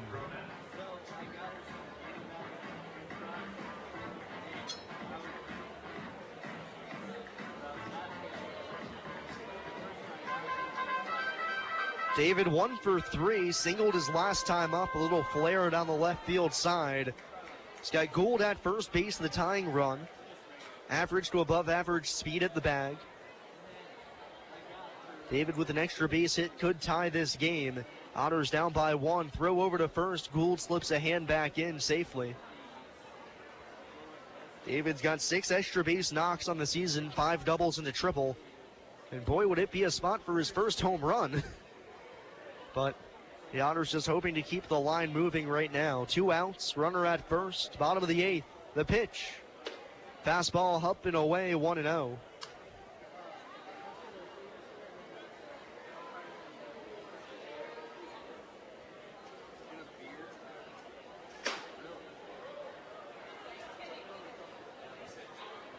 Cronin has actually not homered in his entire professional career either for the White Sox organization and now with the Otters. Like I said, it wouldn't be a bad time for a first. The 1-0. Fastball sails outside and it's 2-0. He can look for a fastball here to do some damage with. Get something into the gap, send Gould off to the races. Andy McCauley, a very aggressive third base coach, especially with 2 outs in the inning. So I imagine any ball to the outfield that has a chance to score Gould, he'll put the pedal to the metal and send them. 2-0 on Cronin, tying run at first, 2 outs. 2-1 Lake Erie, bottom of the 8th. The pitch. Cronin shows bunt, tries to drop it down the third base side, but that's foul. Curious decision there, ahead in the count, 2-0. But it's foul for strike 1 as Romero gets one back in the count.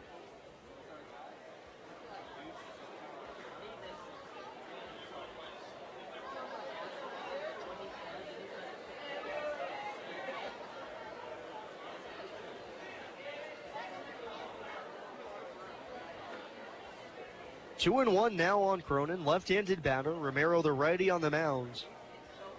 Pitch count now at 96. The pitch.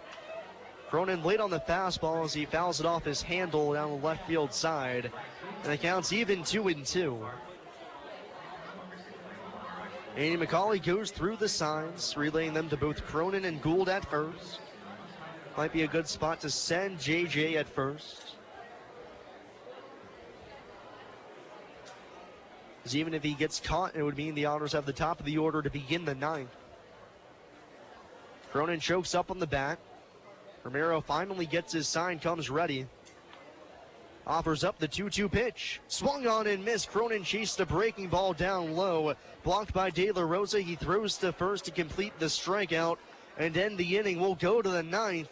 It's Lake Erie 2, Evansville 1 here on WUEV 91.5 FM, brought to you by Kruckemeyer and Kahn. The Hoosier Lottery began selling lottery tickets on October 13, 1989. Since then, the Hoosier Lottery has offered hundreds of different games, awarded prizes to millions of players, and given billions of dollars to the state of Indiana. The Hoosier Lottery's mission is to responsibly provide innovative and entertaining lottery games for the benefit of the citizens of Indiana. To learn more about the Hoosier Lottery, visit them online at HoosierLottery.com. The Hoosier Lottery, a proud supporter of Evansville Otters baseball. The International Brotherhood of Electrical Workers, Local Chapter 16, would like to take time to say, Go Otters! The IBEW Local 16's jurisdiction includes 13 counties in southwestern Indiana, as well as Wabash County in Illinois. Its members are divided into several categories of electrical work, including inside construction, maintenance electric, residential wiring, and sign classifications. More information on IBEW Local 16 can be found online at IBEW16.net.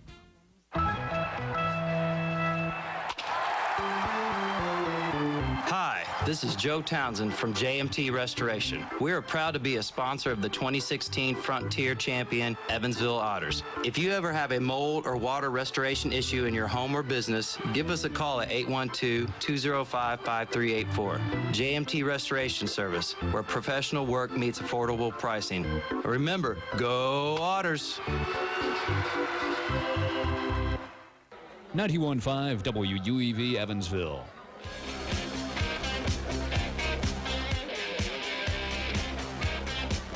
We go to the 9th inning. Otters down 2-1 right now. Garrett Harris on to try and keep the score at just that before we go to the bottom of the 9th inning.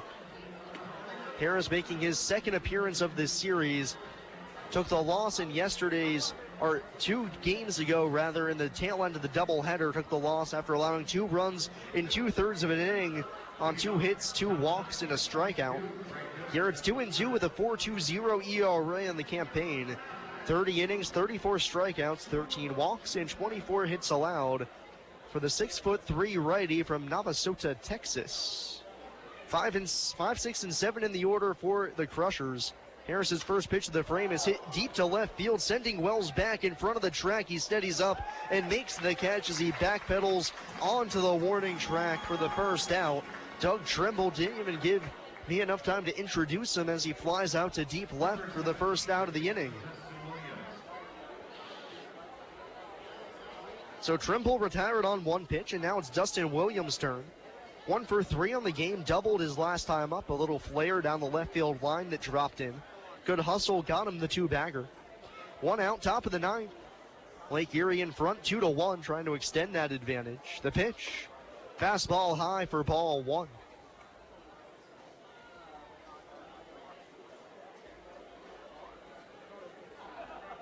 Williams, left-handed batter. Slightly open stance, hands held perpendicular to his shoulders. The 1-0 tried to check his swing on a slider downstairs, but he went around, says Steven Donahue, and it counts even 1-1. 1 out, base is clear. Otters down by 1. The pitch fouled back to the screen. That was a show-me hack by Williams. So he can't catch up to the fastball, and it's 1-2.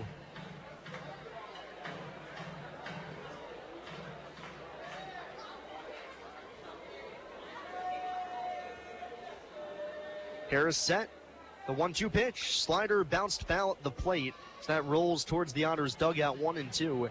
Harris using a little bit of a modified slide step on the mound, a very short leg kick before coming home, as opposed to the entire season before this. He'd been using a very exaggerated leg kick, would bring it up all the way into his chest and all the way back down. But pitching in late game situations with runners on. The pitch swung on and missed. The slider twists Williams into the ground as he waves over top. First punch out of the pen for Harris, and there's 2 away. But pitching in late game situations with runners on, Garrett wants to get more comfortable going with more of a slide step that's quicker to the plate, because otherwise runners can get huge jumps on him. So he's just constantly going with the shorter leg kick now to get used to it. Now there's 2 outs here. Sean Hurley, the first pitch. Slider bends down and away, 1-0. 2 outs, base is empty, top of the 9th. 2-1 Lake Erie. Otters trying to keep it a 1-run game as we go to the bottom of the 9th. The 1-0 pitch. Shot down the right field line. That's fair as the liner hits the grass and rolls all the way towards the corner. Hurley turning on the Jets. He's around first, going for 2. He steps on the bag. He's going for 3rd, and he'll make it there without a slide as the throw's cut off by Cronin. A 2-out triple for Sean Hurley. Has an important insurance run at third base now with 2 away in the inning. And if you remember, back to Harris's outing on Tuesday, all the damage happened with 2 outs. He got the first 2 men of the inning, Trimble and McKeithen, but then double, walk, single. Busted that inning open. Brian De La Rosa, who did not hit against Harris in that game, steps to the plate. He's 0 for 3, hitting .476 with 2 outs and runners in scoring position. Takes a first pitch slider that hangs upstairs, 1-0.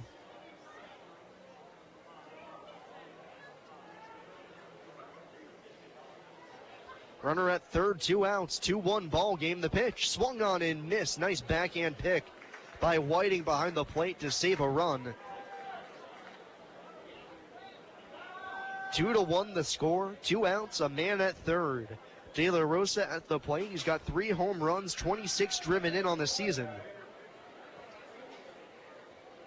Right on right matchup, the 1-1. Another slider down amongst the worms. De La Rosa takes it as he thought about going after it, but lays off.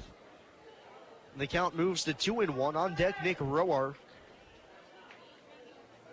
But Harris focused on De La Rosa here. Hurley at third after the triple, his first of the season. The 2-1.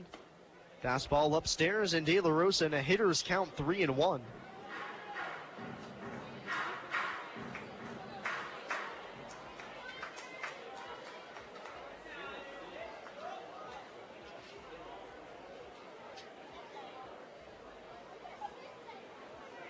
Harris leans in for the sign, gets the one he wants, comes to the high set.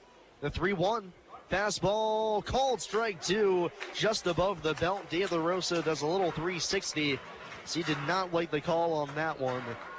Just at the very tippy top portion of the strike zone. 3-2, runner at third, 2 outs.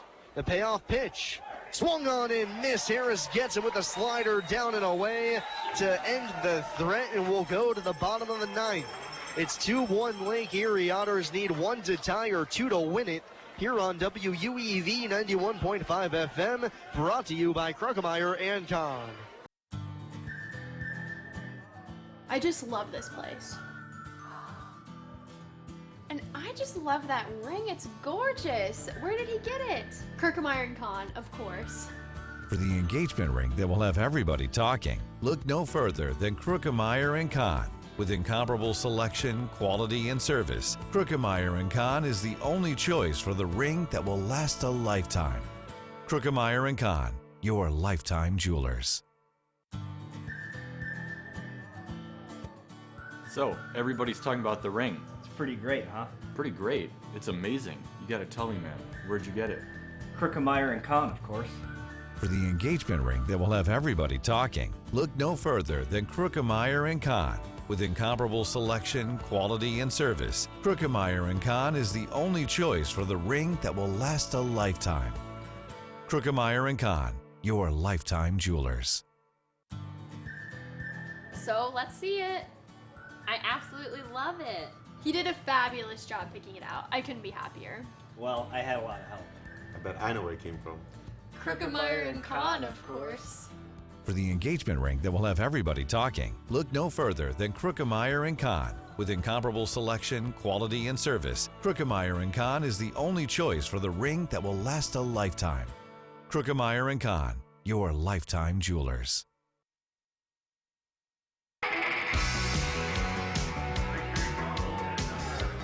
We go to the bottom half of the ninth inning. It's Lake Erie 2, Evansville 1 here in the finale of this 4-game set. Lake Erie looking to win this game and salvage a split. The Otters want to win to take 3 out of 4 from their Eastern Division foe. They'll have to go through Logan Lombana to do it. Lombana in relief of Alex Romero, whose night is done after 8 innings. 5 hits allowed, 1 run, it was unearned. No walks and 7 punch-outs. A phenomenal performance from Romero. As he gives way to Lombana, who's already got a save in this series as he closed down Tuesday night's affair in a 5-3 victory. He's appeared in 2 games for Lake Erie this season, 1 save, 2 innings pitched, 2 strikeouts, a walk, and a hit allowed. As he faced the minimum when he ended things back on the 17th. In that 9th inning, or rather it was the 7th inning because of the double header, he faced Hilson, Cronin, and Long. He'll only face Long here in the inning. As Ryan leads it off, he is 0 for 3, bounced into a double play his last time up. Ryan, left-handed batter, Lombana, the big righty out on the mound. High purple socks, 6'3", 220 pounds. First pitch, Long swings away and skies it in the air to shallow right field. Coming back on towards the infield dirt, the second baseman Roark's underneath of it and makes the catch for the first out of the inning on 1 pitch.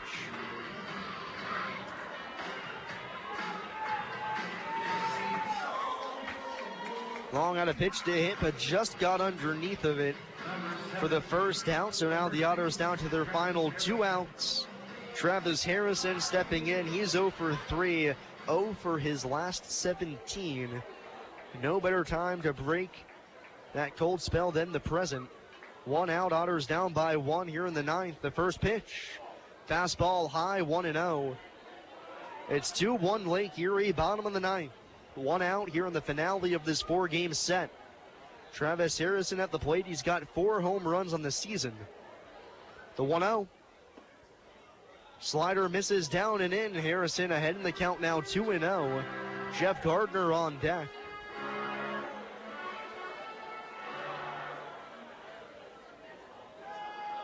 Two 2-0 on Harrison. Corners guarding the lines. The pitch. Skied in the air down the right field side. That's going to drift out of play.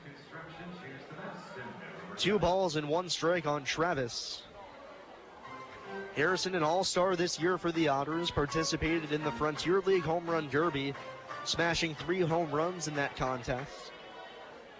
Would love to find his 5th of the year here to tie this game up in the 9th inning. 2-1 Lake Erie in front. The pitch. Sharp breaking ball drops in at the knees, freezes Harrison, and the count's even at 2-2.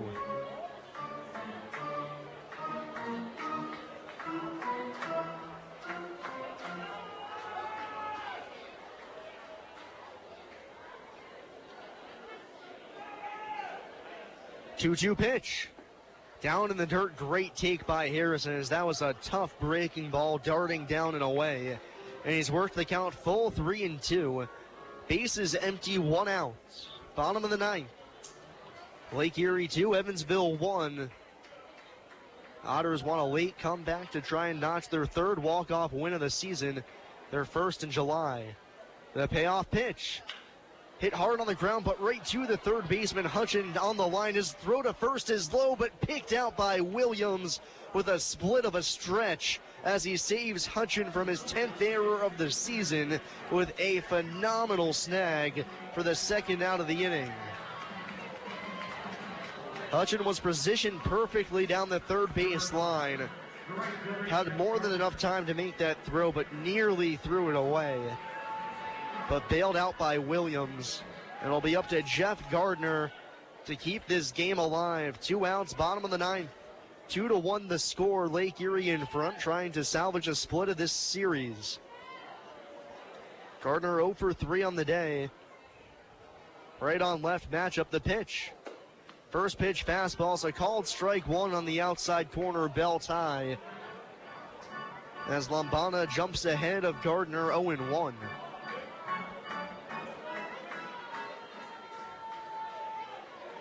Lombana from the set. The 0-1. Pitch down and in. Gardner tries to check his swing to appeal to first. They say he held up in time. So the count's even 1-1. Outfield playing no doubles right now. So the wind still blows in from right center field across the diamonds. 1-1 on Jeff. 6 home runs on the season, rather. The pitch. Breaking ball drops in around the ankles as Gardner watches it by. Gets ahead in the count now, 2-1.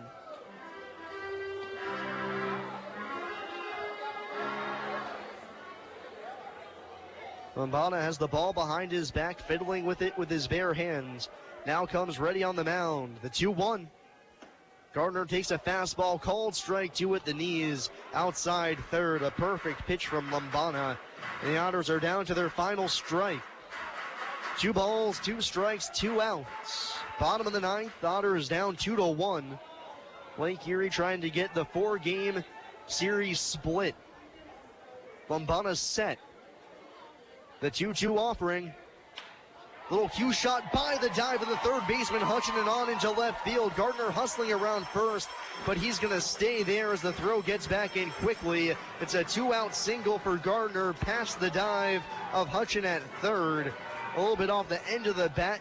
Not hit all that hardly, but will play on with 2 outs and Toby Thomas stepping to the plate.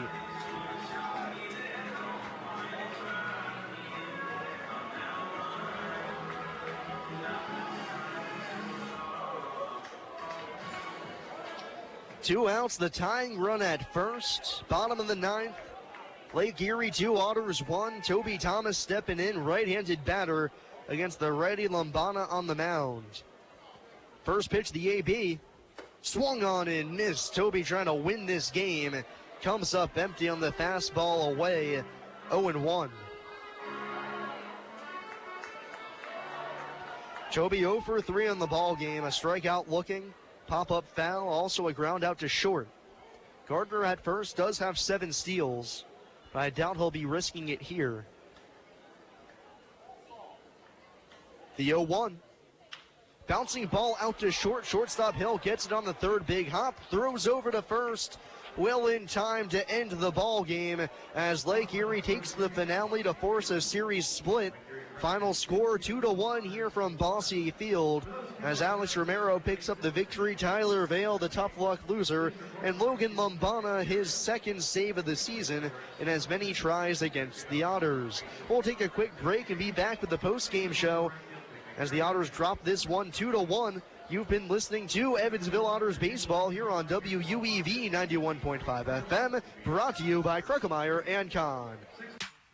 The Evansville Otters would like to thank Evansville for their support this season. Signorama Evansville is a multi-application supplier of custom-made signs, banners, and decals in the tri-state. Located at 1300 North Royal Avenue in Evansville, Signorama is open 8 a.m. to 5 p.m. Monday through Friday. They can be reached by phone at 812-477-7763 and can be found online at signorama.com/in-Evansville. Signorama Evansville, a proud supporter of Evansville Otters baseball. Since 1994, Slay's Restoration has been assisting tri-state residents clean up and restore their properties after disasters of all kinds. Located at 2121 Cotter Avenue in Evansville, Slay's Restoration offers assistance for water damage, fire and smoke damage, mold and biohazard mitigation, complete reconstruction, and much more. Slay's Restoration can be reached toll-free 24 hours a day at 1-888-776-8555. It can also be found online at slaysrestoration.com. SRG Global, a Guardian company, would like to wish the Evansville Otters the best of luck in today's contest. Founded in 1932, SRG Global is one of the world's largest manufacturers of chrome-plated plastic parts for the automotive, commercial truck, and household appliance industry. Located locally at 601 North Congress Avenue in Evansville, SRG Global can be found online at srgglobal.com. They can also be reached in Evansville by phone at 812-477-6151.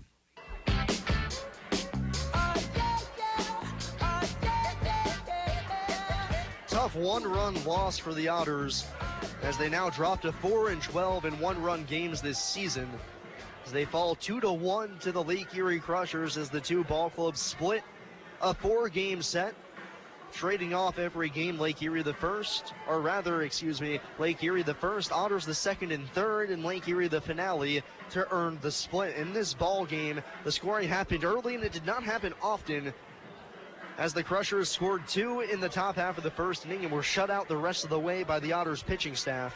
They scored 2 runs, one of them unearned. On a throw down to second base, the first run of the inning scored on an RBI single from Doug Trimble. He had been 0 for 13 with runners in scoring position, but got his first hit of the year in such situations to give Lake Erie the 1-0 cushion. And then later in the inning with runners at first and third, Trimble stole second on the throw down, deflected off the shortstop Gould's glove, allowing the runner from third to come home and score. And that put Lake Erie up 2-0. They would never trail the rest of the way. The Otters scored a run in the bottom half of the second inning as Daniel Spingola tripled to right. And on the throw back into the diamond, it got wild as Spingola was able to score all the way on the error. So he came home with the only run of the game for the Otters, as from that point on, Tyler Vale and Alex Romero just went back and forth battling and throwing up zeros.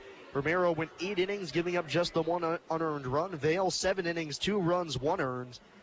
As Romero gets the win, though, Vale the loss as Lake Erie tops the Otters 2-1. So we'll go ahead and name our Western Ribeye Player of the Game. Remember, fans, tonight's Player of the Game is brought to you by Western Ribeye.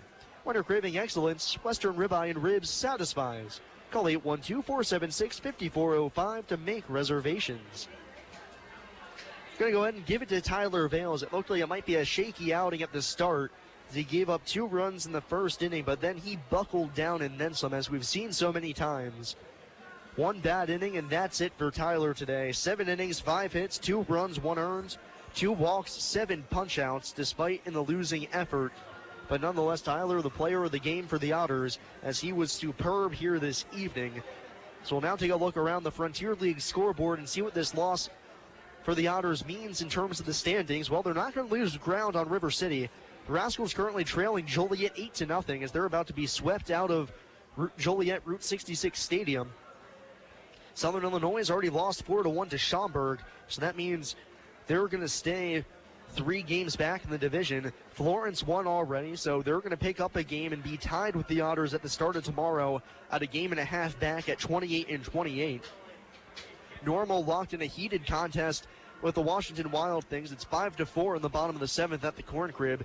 So if Normal holds on, they'll also pull into a tie for second place in the Western Division at 500. And then Gateway down at the bottom, now just 6 games back. Don't look now. They're trailing, though, to Windy City 8-5 at Standard Bank Stadium.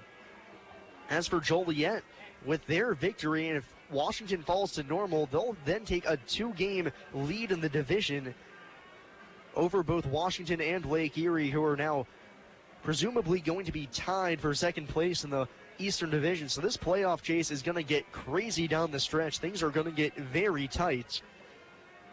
And you never know what can happen near the end. And that'll really do it for us here from Bosse Field. Reminder, fans, tomorrow's game against the Windy City Thunderbolts, the Otters start a 3-game set against the worst record-wise team in the Frontier League, 20-35 on the season. So the Otters would love a sweep of them to finish off a nice 6-game homestand that they're currently 2-2 on. So the Otters have 3 against Windy City. We don't know the probables for tomorrow's game yet, but when we